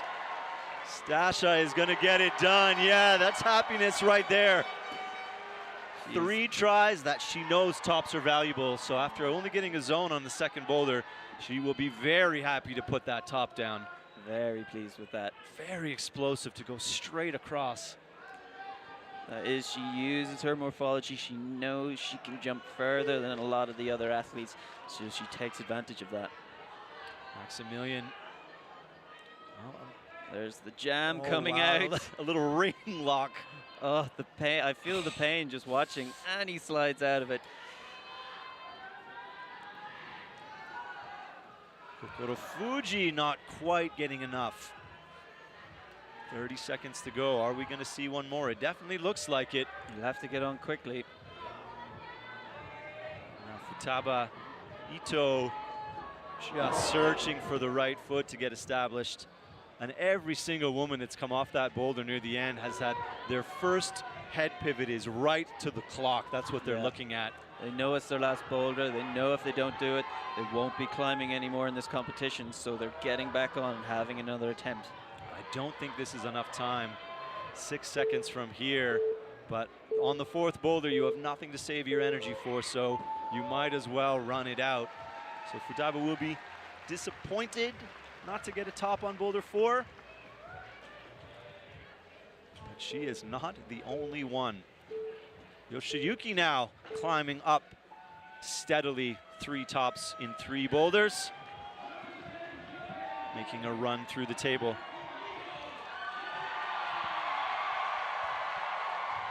A huge roar from the crowd. Sean Bailey has made his entrance onto the mat. As you see, Jessica Piltz still sitting atop, with Brooke making a run up, flashing her first 2 boulders.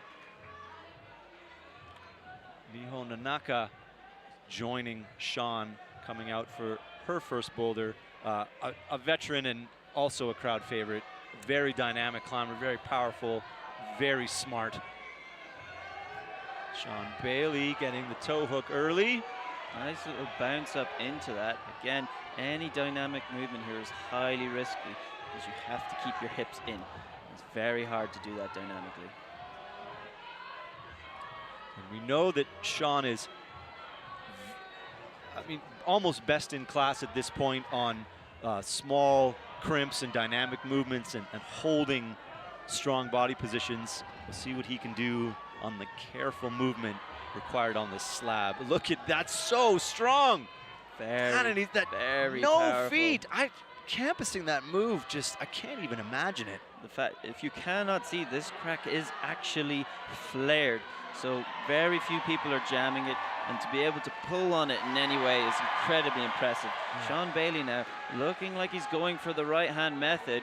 Will he be able to find the correct feet to stand up to the top? And a different right hand method than we've seen. And oh, wow. Can he get locked in here? This is new. This is he is leaning very, very far onto that right foot, something I would not have considered humanly possible, but he got a lot further than I expected, and I'm very interested to see what he decides to do next there. Yeah, you and me both. Alberto Ginez Lopez on your right. Mostly has been a lead specialist, but sort of decided to be good at bouldering in the last season and a half, making that move look very good. An excellent look at this last hold. You can see there he was set up to go dynamically. There is almost no way of telling how bad that hold is from below. And I'm pretty sure nearly every athlete so far has had to put their hand on it to realize it's not a good hold. Very composed from Miho, flashing boulder number 1. Just the confidence in her foot movements there. This is sort of a class above when you're not hunting and searching. You're just moving so smoothly, dynamically with your feet. I'd love to see it. So Alberto now will be one of the climbers to watch through this next section, as he's felt how bad that hold is. He has made it through the crux, and so there's a good chance he'll be able to correct that and make a top. You see Sean again on your right.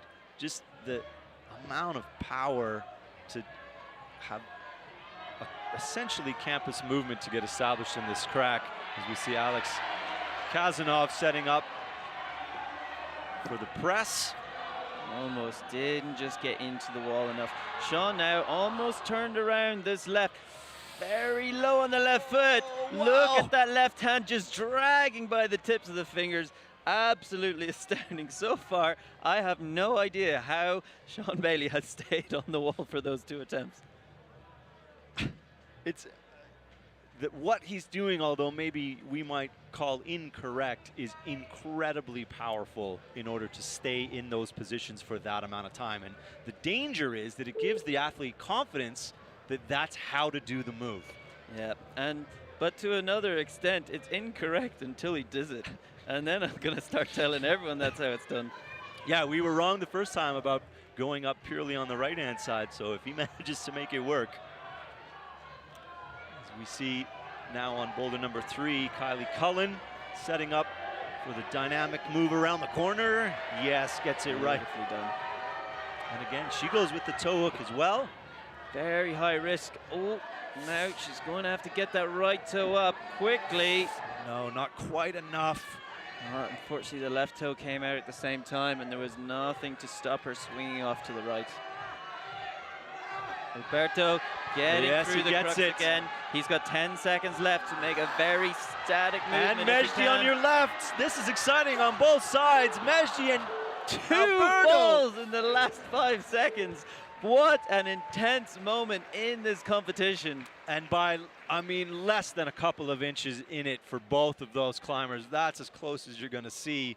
What a moment there. What a moment, and a great little shot. Both cameras, both athletes in frame, coming off at the same time.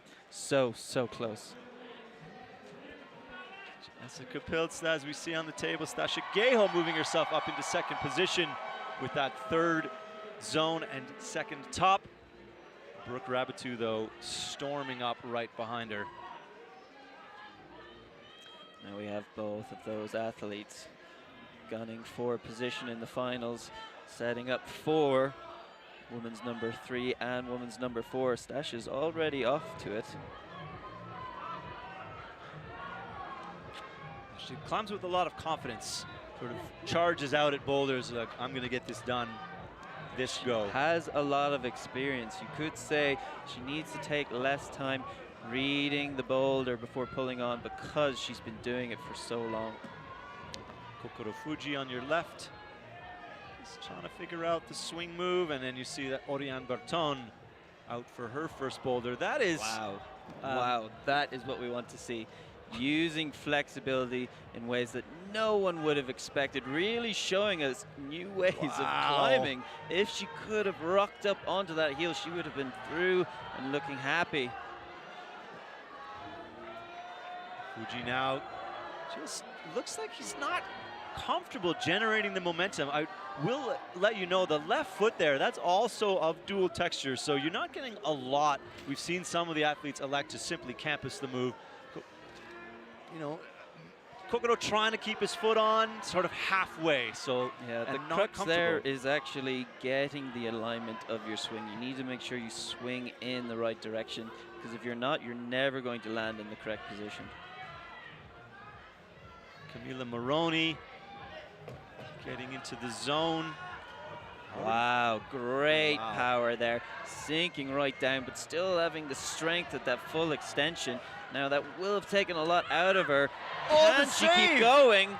Fighting, wants to turn that into a left toe. Can she fight through now? Will she have the energy? We've seen athletes lose it in this section. Camila Maroney now setting up for the final moves of this boulder. Got to get that left foot up. I think that's the way we've seen it come the most, but no, my goodness, from the undercling. Great scream there from Camila Maroney at the top. She found a new way and she went for it. Now, Brooke Rabatu looking to finish off this boulder. Big reach for her to the crimp. Is it out of reach? Not quite finding it too. Can she get it on the third swing? Brooke Rabatu go a little pop.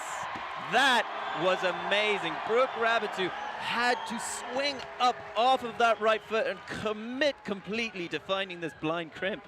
Wow, she sourced it once, sourced it twice, and then that little sag and pop, that's something else at the top of that boulder. Wow, a lot of excitement coming in back to back. Meanwhile, a bit unexpected, Kokoro Fuji not solving the opening move to this boulder. Not finding his swing right there. Stasha now, she is up, she has a minute and 40 seconds left to figure out how to get across on the slab. Someone who's very, very confident on her feet, but we have not yet seen a top on this boulder, so it could be incredibly difficult. See there, she's doing that. Get as far left as possible and then figure out the right feet later, but we've almost universally seen, is she really putting that much pressure into that left hand? Really wants something, some sort of stability for that right hand. Oh, wow. Release the right toe. Unfortunately didn't get it. She's a minute left. She knows this boulder takes a long time, so pressure is now on. You see just the way that hands to the head tells you that she knows what to do. Can she put it together? Yoshiyuki Ogata now getting up in to the business part of men's number 4. This move here, so difficult. Powerful, and the difficult part is there's no technique that can get you around it. You just have to put your toe on and snap to this crimp. Nikolai Utsnik in the elevator door sequence, and you see him there trying to see if he could get a low jam, and when you say flared, it's wide up the outset and then it gets narrower at the back to the point where there is actually no space between those two volumes. Not a lot of rest here on number 4 for Yoshiyuki.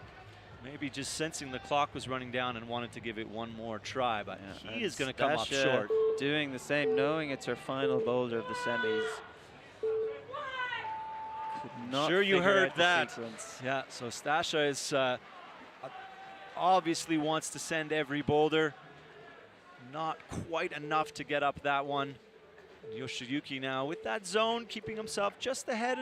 The top, the third top, is really the difference maker at this point. You see down some very strong climbers coming out of this round with only one top. Welcome to the semifinals in a World Cup. And we're getting down to it. Only a couple of climbers left at the top of the pile. Jessica Piltz, who came out early, is still shown to be the class of the semifinal round on the women's side. Really, really, really great stuff from somebody who came out in 6th position into the semifinal. Yep. Yannick Flohe getting his go on men's number 1. Known as one of the more powerful climbers, more comfortable in the overhangs, is now being presented with a slab, which is going to be making him utilize his different skill sets. Francisco Sterer, Alberto Hines Lopez. He's trying to get this swing move figured out. Oh, great little as he was there. falling off, he managed to generate enough momentum to try and get up to the zone. That was a half save that almost worked out. Such amazing plyometric strength to explode off so quickly. Sean Bailey, this is right in his wheelhouse. As you see him there, with no problem getting on that pinch. What method is he gonna pick? Just looking at right foot. Initially goes paddle, slowed down quite a bit on that black sloper. Slowed down quite a bit, but did look like he was low on power. You'll have to sort that out for the next attempt. Francisco Sterer. Oof. Wow, good save there. Just falling into this incredibly bad foothold, but makes it stick. Now, can she figure out? We've seen athletes struggle to pull on that foot, but she finds the Gaston.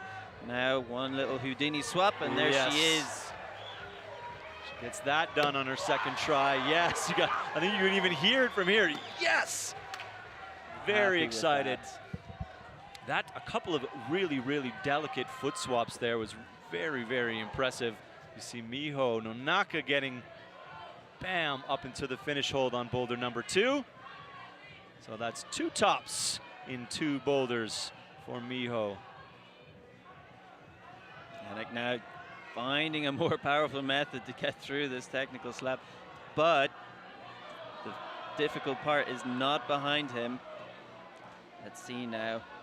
Again, most of the climbers have really struggled with this left-hand method. Can Yannick Flouet figure it out? I love that angle of the boulder because you see here it's hard to tell how much right foot is being presented to you, but from that top look you see that it's very small and very vertical. Very poor. Alex giving boulder number 4 the side eye. Well, he has established the zone on boulders 3 and 4, but definitely will want to be hunting a top on his last boulder. Kylie Cullen getting up into the pink slab. So after topping the first boulder, you see there a couple of zones on 2 and 3, zone here on 4, and we'll be looking for that top. Alberto Hines getting the first move sorted out, but now has to solve the second dynamic move of that boulder. Chloe Koskoy taking that almost more static method to boulder number 3 for the women, trying to get a press and then a reset, as we see Sean Bailey getting into,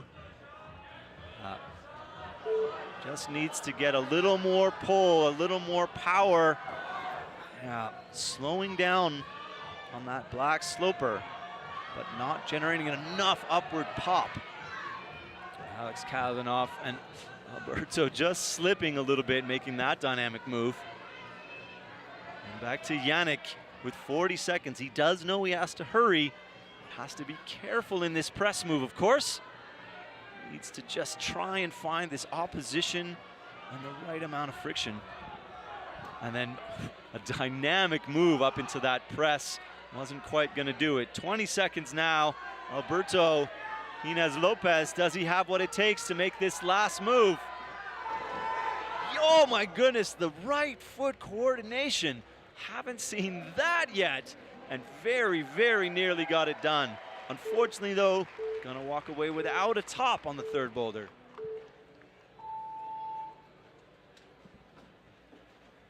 Yoshiyuki Ogata with only a zone on boulder number 4, sitting comfortably in the top. Remember, we take 6 through to the finals this afternoon or this evening. So we're looking at those top 6 spots, people on the bubble. So Brooke Rabitou now with 3 out of 3 and 1 to go. Stasha Geho, although she might be disappointed with only 2 tops and 4 zones, is still sitting in a fairly comfortable position with only a handful of climbers to go. So the climbers don't know, of course, in the round where their position is. So that's why you sometimes see climbers who we know to be in an established position, but they're thinking 2 tops, not enough. This is one of the very, very difficult parts of this isolation-based format. You can't really tell what the athletes are doing. You're only competing against yourself. And a lot of the time, what you will notice is the anguish and the pain and the emotion comes out when a climber thinks that they could be doing better themselves. Yeah, even climbers that get 4 tops but take them 10 tries will look disappointed. Look at this.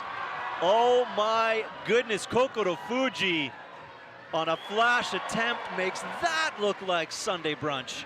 That will turn his semifinals round around. That was very, very impressive. I mean, maybe it might be too little too late, but he'll be happy to at least put that down. And I mean, he's thinking that's the easiest boulder of the round. Meanwhile, it's the hardest. So far, we've seen a real big struggle on that boulder. Brooke now in this position to get her feet upwards towards the final move. One of the athletes who's been exceptionally confident and comfortable on her feet so far. Let's see if she can be the first one to make a top here. Yeah, she is a technician, and here you see, I mean, the confidence in that foot switch. Brooke Rabbitoux just missing that blocked final crimp, the accuracy required after everything we've asked you to do on that slab. But I'm going to just come out right now and I think she's going to do that move. I would like to hope so. Natalia Grossman, the big gun of the competition, looking comfortable as she comes through to the final moves. Already you can see her seat spying out that Gaston. And then just even the subtleness of having to go over instead of under, and then matching that little thumb catch. Very, wow. Very impressive top from Natalia Grossman there. Making sure there was no mistakes, so it's not always about confidence to make a dynamic movement to make that Houdini match. Sometimes it's just about being, you know, I've got it in me to be more careful, so I'm going to be more careful. Oriane Berton is coming off the middle of Boulder 2. And oh my goodness! Nikolai finds that left Gaston to try generate some compression or pressure between these 2 holes. Wow. It was amazing, but not quite enough to stick at that attempt. That's a new method again on that move. Camila Moroni on your right side. Brooke Rabbitoux getting back up fairly quickly to this position. She did not have a problem figuring out the first sequence of this boulder. But just that foot swap there, she's made that as easy out of all the semifinalists to this point. And then just getting let down by the balance there on the last move. Incredibly difficult to stand up on this left foot for that move. Tomoa Narasaki having a nightmare. 6 attempts now to get established on the first move. And Maximilian very high up into that jump. Let's see, what is he going to choose to stabilize himself? Finds a toe. Happy with that. Yeah, that's good work. First top for him in the round. And meanwhile, just fumbling the last move, Nikolai Utsnik. Boulder 2 just getting a little bit maybe overconfident on that last move, but the athletes don't know how bad that hold is, and you can see if they reel their head back before they go, they're probably going to try it dynamically. And as much as I want to see someone stick it dynamically, I don't think it's going to happen. Oriane Berton now, this is it for her. Gotta make it happen. Gets the knee bar. 30 seconds is more than enough time to finish this boulder from here, but this is the one. Oh, this is the try. So, excitement there from Camila Moroni, getting up boulder number 3 with just a shade left on the clock. That's huge for her. Round 3 tops, jumps her into the top area of our leaderboard at this point. Great. Trying to find that last hold. She does keep her right toe on, which gives her a lot more stability. We saw Brooke Rabbitoux have to jump off of that right toe, which is incredibly spectacular. But Both athletes now have a top on this boulder. So now Yoshiyuki sitting comfortably, leg, Kawamata. Mejdi, somewhat surprisingly, with only 2 tops in a round. And then it's pretty close there. 2 tops getting through that middle section. And then we see here, this is the carnage of how hard this round is to this point. You know, semifinalists only getting a few zones out of their semifinal round. Just sort of highlighting to you how difficult the climbing is when you put all the pieces together of the stamina, the difficulty, the time, the on-site. You see right in the middle of your screen, Alberto Hines Lopez getting up his power quite quickly. Boulder.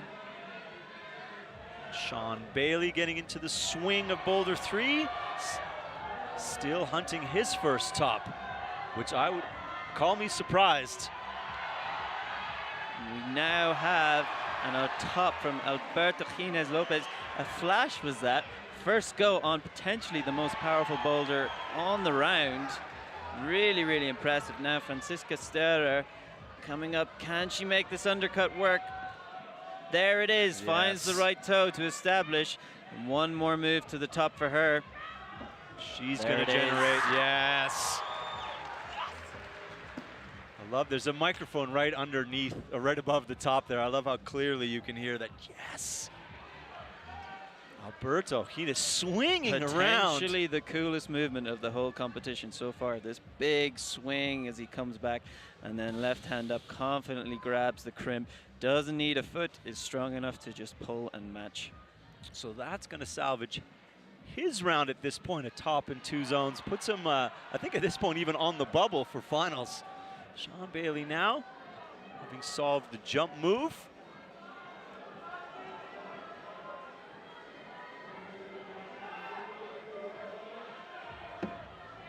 Wow, and even a bit low and manages to hold that position. Really, really impressive. Just gets that left hand very well, strongly able to stick that hold and reach up to the top. So a very important top for Sean Bailey. Miho Nanaka staring at boulder number 3. Looking for her 3rd top of the round. Boulder, I would think, is very much in her style.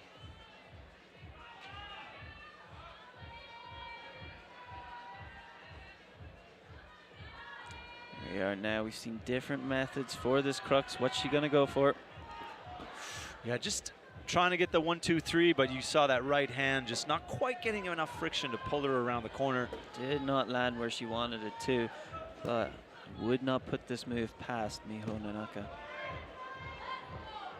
Chloe turning her shoulders inside out. And an excellent look at the amount of effort, the grimace there. Great little shot. That is slab climbing sometimes. You have to essentially impale your skin on the holds. I have heard about some horrible little tricks for high-level slab climbing. One particular one, climbing Jewel in Fontainebleau, a famous 8A slab. Climbers used to super glue their fingernails on in order to get up that thing. Oh, that's so horrible to think about, but any means necessary. And then, as you see, so you can see Miho not getting enough pop out of her legs to get high enough that you're not going to control the swing from that low. No, it needs to get that right hand to connect in a good place in order to swing around and get back on the wall.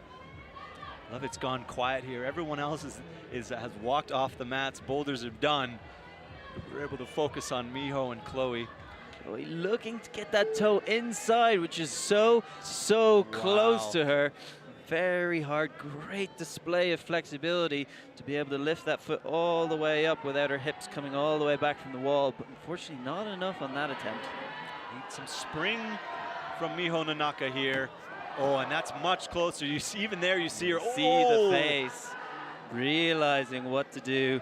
But now she's got 30 seconds left. She needs a bit of a rest to have the power, but she also needs to do this final section, which she hasn't done before. Yeah, you can only rest so long. So you get on the wall before you want to, because that's what you need to do. And bouldering is an endless battle between what you want to do and what you need to do. Miho, and then even there, that attempt was It's even less power, and she's going to give it one more. 10 seconds to go. Chloe Koskoy up in the slab. She's got a rush and doesn't want to. Almost she just sticks misses the top hole. She really got her Really fingers got in there. close. That was a great attempt there from Chloe Koskoy, but unfortunately didn't get the there. top. I think we have not seen a top on this boulder yet. No, we are slowly running out of people. But if you were going to bet on who was going to do it, it's in this last group of 5 women. So now Brooke Rabitou just popping ahead of Jessica Piltz based on attempts and zones. And you see here down the second half of the field, a couple of zones and tops. All right, so no one on boulder number 1. We're done with boulder 1. And here we have Very exciting now to see these two athletes, both famous for their dynamic, powerful style, make attempts on the two hard boulders that are seeing very few tops so far. Nikolai Utsnik with no love on boulder 2. He's hunting for his first top of the round. Oh, I love that. Very nice. Great pop up to the next hole. Super confident. Now let's see, will he make this final jump into the press? Yes, he will on his first Very try. powerful. Look at that left shoulder refusing to fall back, using some muscles very few people has, and Nikolai Utsnik finds a top. A great flash from him. That is insane. The power that went through his left shoulder there, incredibly impressive. But almost no sag, as you were saying. That's the death of that move, is falling away. And we did have another top in the meantime. Natalia Grossman, as you would expect. Yep. Quite comfortable there, swinging almost horizontally, but she just knows as soon as her hand is around that top hold that she's not going anywhere. No, she's not coming out of a hold of that size. You are correct. Camila Maroney, who's put on an excellent round. 3 tops. And Oriane Breton. Oh, great jump there. Very nice. Fantastic, very comfortable as she grabs those holds and flows through. Now let's see, last sequence for her. Say a couple of options here. She's gonna take that. Just solving the hand sequence. There we go, that looks comfortable. Has the height to Yeah. confidently get that crimp. Oriane Breton. Found herself a top.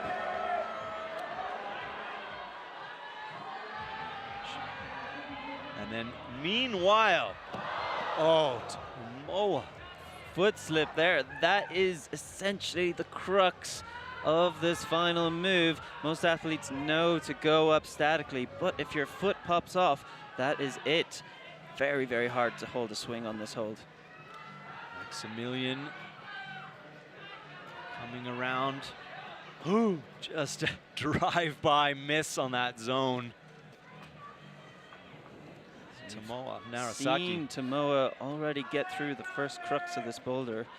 Let's hope we get another shot of him. On the left now, Camila Maroney set up for the final move. Will she find it? Does not get the contact on that hold. You can see the hold has actually got a block, which means it's incredibly different to slip your fingers in between the two holds and get a crimp on it. Yeah, I mean, when you want a dead point, I mean, you're almost, if you can go a little bit higher than you need to and then just come down and catch it on the way down, is, you know, it gives you a room for error. But when they block a hold like that and you can't slide down onto it, it's a stab. Tomoa Narasaki now, as you said, does that move campused, which is ridiculous. Amazing use there. Now one more move, has learned from the last attempts. Can he stick this last hold? No. Looks like he just ran out of power or lost some friction on the other holds. For that use of the campus, you see he kills his momentum, so therefore he has less swing to deal with when he moves upwards. Camila, 45 seconds. Has been as close as anyone to this last move. And again, this will be arguably her last functional attempt. There, you see that little drop knee. That was the secret that the root setters were hoping to see on this slab. but it's not going to help you now. One more move for Camilla Moroni. Does not catch the crimp. Throws her arms up in the air. She knows she's done what she could, but unfortunately it was not enough to get on top of that boulder. Oh, and Tomoa just almost, almost just because in the last 10 seconds taking a half an attempt there. He will be disappointed, I think, at this point in his round to have not found a top. Russian crew doing their work. The pit crew, we like to call them. So you're looking at that bubble of 6th place right now. Ross Fulkerson maybe crossing his fingers at this point, thinking he might just sneak in. There is still a few athletes left to try some boulders, so could all be turned around. And you see Stashigeho, who was disappointed at the end of her round, still comfortable. I mean, as we say, a couple of climbers left who can bump her out. Yet to be seen. Let's have a see if we see a top on women's number 4. Yet to have it. I'm really hoping we do. I want to hear the crowd explode when that move gets done the first time. What does Miho have in store? Thought that left edge was better than it was, Yeah. but very slopey. There's no compression to be found there. It's, again, hard to see maybe on your TV, but if Miho can't hold the compression, that should be your indication that there's really nothing to be had. And those EP volumes are actually, I mean, they're low on the friction. They don't have a lot of grit to them. So they are a little bit more slippery than I'm sure the climbers are hoping for. We have started to notice this with different holds companies experimenting with different amounts of friction in the texture, and it completely changes how particularly you stand on the holds. Franziska Sterer now with 2 tops on her first 2 boulders. And Yannick just deciding what to do on the last move. There we go, very powerful, as you have noted, that left shoulder not giving way at all. Left shoulder has to pull the body into the wall, which is a set of muscles which actually aren't very big on humans. It's the opposite to the big chest muscles. So incredible display of power there. No mistakes at the top from Yannick Flohe. He putting 2 tops onto his scorecard. And Sean Bailey now perhaps in desperation mode. It's he's got to get a top here to give himself a fighting chance. And this, I would tell you, is right in his wheelhouse. Wow. 1-2 there, and a 3 to the top. Just 2.5 fingers to catch that last crimp. Sean Bailey may have salvaged his round with the top of men's 4 so far, turning away most of the climbers. You see on the right-hand side there, only Jakob and Alberto Hines Lopez to this point. Kokoro Fuji farther down, doing boulder number 4. Wow, Sean Bailey absolutely helping his cause as we see Franziska Sterer getting 3 for 3. Things are really getting exciting now as we're finishing out this round. The tops are coming. Happy there, Franziska Sterer, one of the Austrian athletes, has rocketed up through the leagues recently. And we're seeing her name more and more in the competitions. Miho Nanako, just about 2 minutes to go. Just look at the focus there. She did get into the position of the final move in her last attempt, but as many athletes slipped off. Now let's see, she does have time. This could be her go at finding a top on women's number 4. The only thing here is it's just looking like that dead point. I mean, as you said, I think, several times, there's nothing in that left hand, and you saw Miho there looking for that left hand to be what stops her momentum, because she was sort of popping away, and she slowed down enough, but my goodness, to come through, even to put that much pressure on that hold, to think about doing the move that way. Exactly. 1 and that minute. is, the athletes are seeing it, they're hoping it can stop their momentum, but in actuality, while it may be possible, it has yet to happen. Athletes are having to come across statically onto this hold. Miho, the only climber left on the wall, 45 seconds to go. All eyes on the top of this slab. Miho, we know she has the ability. Can she unlock the subtlety of the movement? 30 seconds now. Look how careful that right foot placement is. Wow, yes, coming across. What have you got, Miho? What have you got? Oh my goodness! Does not find the last hold. See, she has 20 seconds left.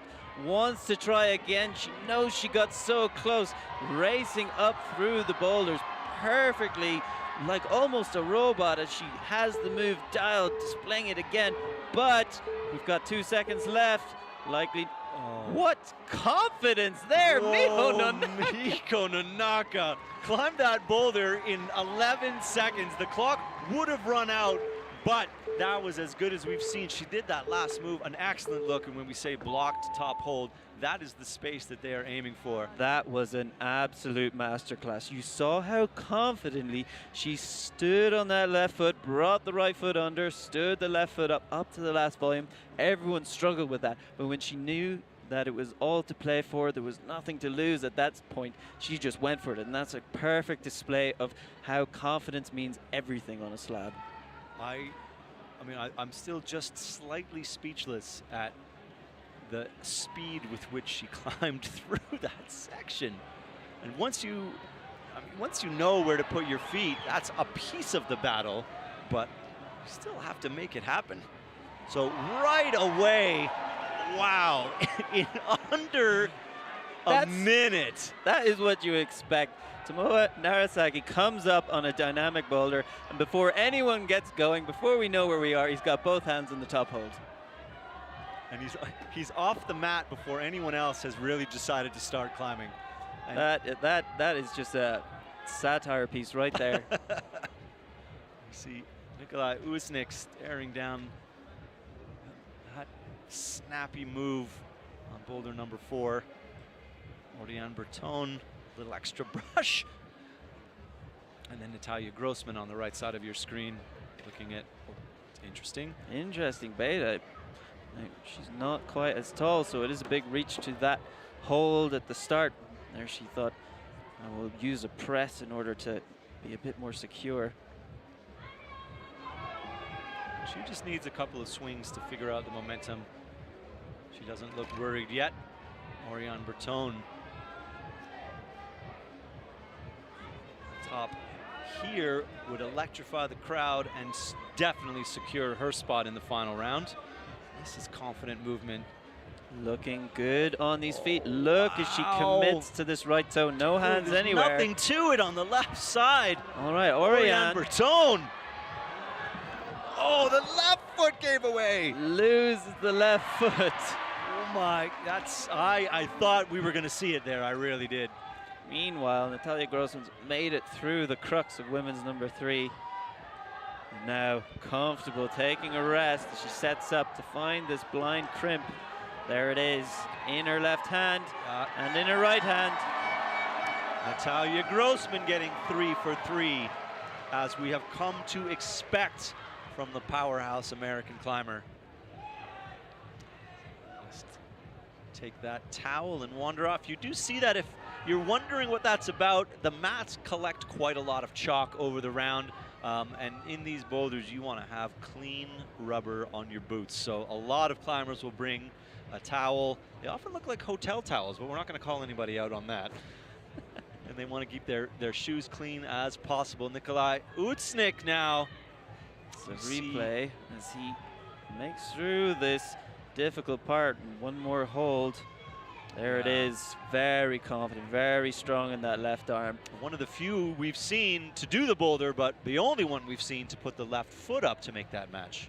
We did see it, I believe, at the start. I think Jakob used that as well, but it's such a high foot and it forces you off. It can be quite difficult.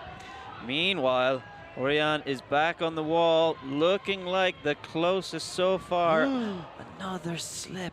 I think just her look of shock there. What? But only a minute left. We did see Miho before getting quite far quite early, but not quite finding a top. Oriane looked amazing on her first go.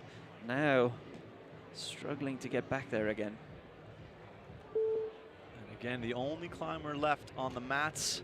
So with a minute to go, everyone watching for Oriane and everyone here, I think, is hoping for a top. We're hoping, I'm sure you're hoping at home for a top on Boulder 4. The entire crowd here, and it's quite sizable in Salt Lake City, is looking to be able to let loose if they see someone grab the finish hold here. Oriane Bertone, can you show us the top?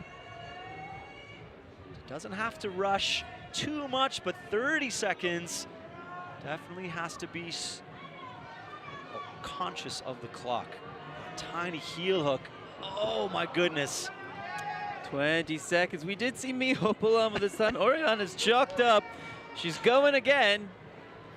That's, I'll count it down for you. 10 seconds. We can see the clock across the mats from us. 6, and that's 5 seconds now. Oriane Bertone is not going to have enough time. And that is going to repel yet another semi-finalist. So, sort of hands on head for Oriane Bertone. She knows that's her last boulder. That was her last attempt to display her strength and ability. Is to walk off feeling she came so close to topping. So, Yannick and Tomoa are trying to see if they can crack their way in, and I'm not sure that Tomoa, if he gets 2 and 3, does that put him up in? It'll be close. So you know Sean now sitting on the bubble, and then Brooke Rabitou comfortably on top. Jessica, Camila, Francisca looking great still to climb her last boulder as well. Natalia Grossman still to climb her last boulder. And then a look through. Campus from Yannick. Oh my goodness. As you said, it's not necessarily the technique on this boulder. It's pull, squeeze, and go.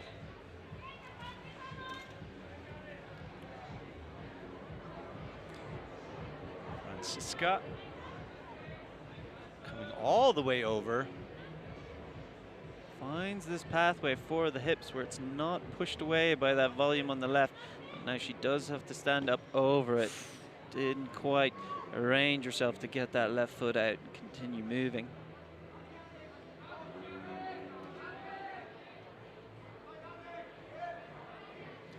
Yannick now keeps his feet on this time. Looking comfortable though. He's done these moves a lot before. Good stuff from Yannick Flohe. One more move. Just got to make this pop. There it is. And no problem to match from Yannick Flohe. 3 tops. Secure a spot for him in this evening's final. Excellent climbing through the round. Really, really making use of his power there. Happy that he got up that boulder because he knows that's what he likes to train for. This is what he can do, and he got to display it in a World Cup semi-final. Francisca Sterer, hands on hips at this slab boulder, but is comfortably in at this point. Comfortably in. Does she know that though? Does she know that? There's sometimes, I mean, you know when the boulders are hard that you know, tops are super valuable. But you've done 3 tops, you're thinking, man, has everyone got 3 tops at this point? You know, you have to have confidence in saying that I'm at the top of this field. Nobody else has got 3 tops. I know Sean McCall, I've heard him talk about time management in semifinals, saying, I mean, I know where I sit in the field. If I couldn't do it, no one did it. I'm going to walk away. And he's been right. That's a risky statement to make. You better be right if you're going to say that. Francisca now struggling to get that lean towards the left.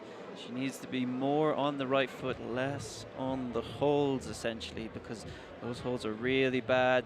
And if you pull too far across onto them, they're not enough to keep you on the wall. Stumping her a little bit more than maybe expected, given how well she's crushed the 3 boulders leading up to this one. She's got a minute and a half left to see what she can do. Hopefully, if anything, she can save some skin and some energy. Looks like she's really going for it now. Finds the left foot. Opening up, leaning across onto that left foot, not quite pushed off by that middle volume. I'm just trying to even get compression. You saw her left hand, it just slide away. It looks nothing like in it. the best place is to crimp the edge of the volume or find some screw holes. All painful options, which are not quite preferred. No, and with 1 minute to go, the crowd winding up a little bit to give Francisca maybe a bit of a boost needed, a little extra belief in yourself. You see here, just this makes it that She early foot. finds the screw hole, Yeah. gets her to stand up. But again, really pushed away by this volume in the middle, though she's past it now, so she can be on her feet, but she knows she's only got 30 seconds left to do a very slow and technical movement.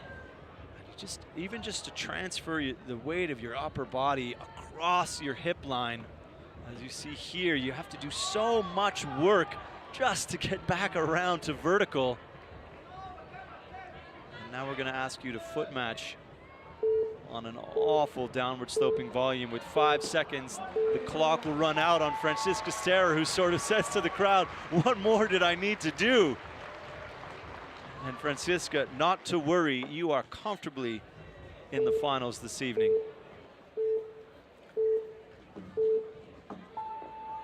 So now, with 2 climbers on the wall, our last semi-finalists, this is gonna see a difference here. Tomoa Narasaki, if he wants to bump Mejdi out, it's gotta be a zone.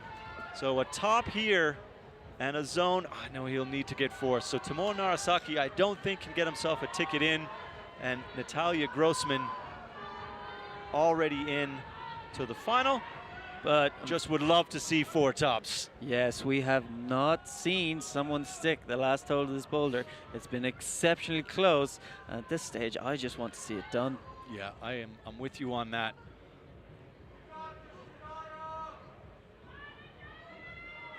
Natalia going, folding into that space. That is the highly flexible method that she just has the ability to get that foot all the way up by her hip. Now has to come across, enter the dangerous territory. The high risk, no hands, just commit to these very sloping feet on the volume. She has proven over her young World Cup career to be proficient in all styles of movement. So while we saw her crushing the steep, powerful boulders, we're seeing her technician on her first try, solving every move on the go. Just reestablishing, what do I need to stay on this left hand? There though, confidence on the left foot. She made the release, but the left hand just wasn't quite happy enough, bumping the foot up now so she can get in the right position. Even just adjusting maybe 2 or 3 inches there was all she was looking for. Makes a big difference where your feet are in terms of your center of gravity, making sure that is over the feet, allowing it to stick. Now she's eyeing up. Is she going to go direct to the top from this position? It does look that way. No. Almost with the save. Natalia Grossman, 2 minutes on that boulder. Tomoa Narasaki caps his round with a great top of boulder number 4. It is not going to be enough to put him into the final. He will be disappointed, climbing first place into this round and not managing to get through to the final tonight. That is the sport of bouldering. We see these big upsets as we just come across a problem that is against the athlete's skill set, or they just can't figure it out quick enough. And on any given day, basically everybody that makes a semi has got it in them to get it done to make a final. So you are up against the best in the world every time. Nobody is guaranteed a spot into the final round. Tomoa Narasaki there, wow, showing his power. Catching it with 3 fingers and confident enough to just match on 3 fingers rather than to establish more. Yeah, no need to readjust. The open hand strength, that ability to hold a hold with their fingers straightened all the way out. That is a hallmark finding the further foot. One of the other difficult things about that closer foot is you need to put your ankle all the way down, which is super difficult. And she looks less comfortable here than she did on her first attempt. Just sort of getting, I mean, it's burning a lot of time. This is one of the things about slabs often. It's quite common on a slab that someone will climb it and then not know how. I don't, and you ask them what they did, and I don't know. To the foot, and you cannot tell someone how you managed to do that. But Natalia has figured her way through this section, and she did look more confident on the next section. We really want to see someone get to the top here. Yeah, this has turned out to be an absolute masterclass of slab root setting. I'm so impressed. Both the men's and the women's slab, the root setters have put down a couple of gems here to bookend the round. And this route was largely set and worked by our female route setting crew tonight. That is Emma and Moy. They've done a great job here. Can we get one top? Natalia Grossman setting up in the left foot. The left foot. Oh, Natalia, I think, is going to give us a wave and a thanks very much. So unfortunately, no tops. Agonizingly close a couple times for Boulder number 4. Wonderful climbing from both the men and the women to get our finalists established. Natalia Grossman, although I'm sure she would have wanted to get 4 out of 4, comfortably at the top of the leaderboard with her performance this afternoon. So that is going to do it for the semifinals. Ladies and gentlemen, come back and join us at 6 p.m. Mountain Time. We will be back to bring you the finals, and this is going to be your finalists. 1 to 6, Jakub Schubert, Yannick Flohe, Yoshiyuki Ogata, Nikolai Utsnik, Jay Kawamata, and Mejdi Schalk sneaks in 6th place. He will be happy about that. Got it in number of attempts. And there's the second half of this field, just showing you how hard these semifinal boulders are. Just look at that, one top and a couple of zones for world-class climbers. You know that they got as much effort as they could put in. Here are your women's finalists. Are going to be Brooke Rabitou, Franziska Sterer, Natalia Grossman, Jessica Piltz, Camilla Maroney, and Miho Nanaka getting in, just edging out Oriane Berton. You see on the right, attempts to top the difference there between Miho, Oriane, Stasha. So very tight for the 6th place position. That is going to be your finalists. And then we see here 11 to 20. A lot of zones and not a lot of tops to be had. So excellent route setting, excellent climbing. What are we hoping to see in the final this evening? Well, we've got some amazing looking boulders with some fantastic movements, some really spectacular movements as well. I think we'll see some good action. I don't want to give it all away. No, absolutely. We have seen the boulders and we know what's in store. You are going to be in for a treat. Come back and join us. Pete Woods, Dan and Markey, that's the semifinals here in Salt Lake City. We will see you guys in just a little bit.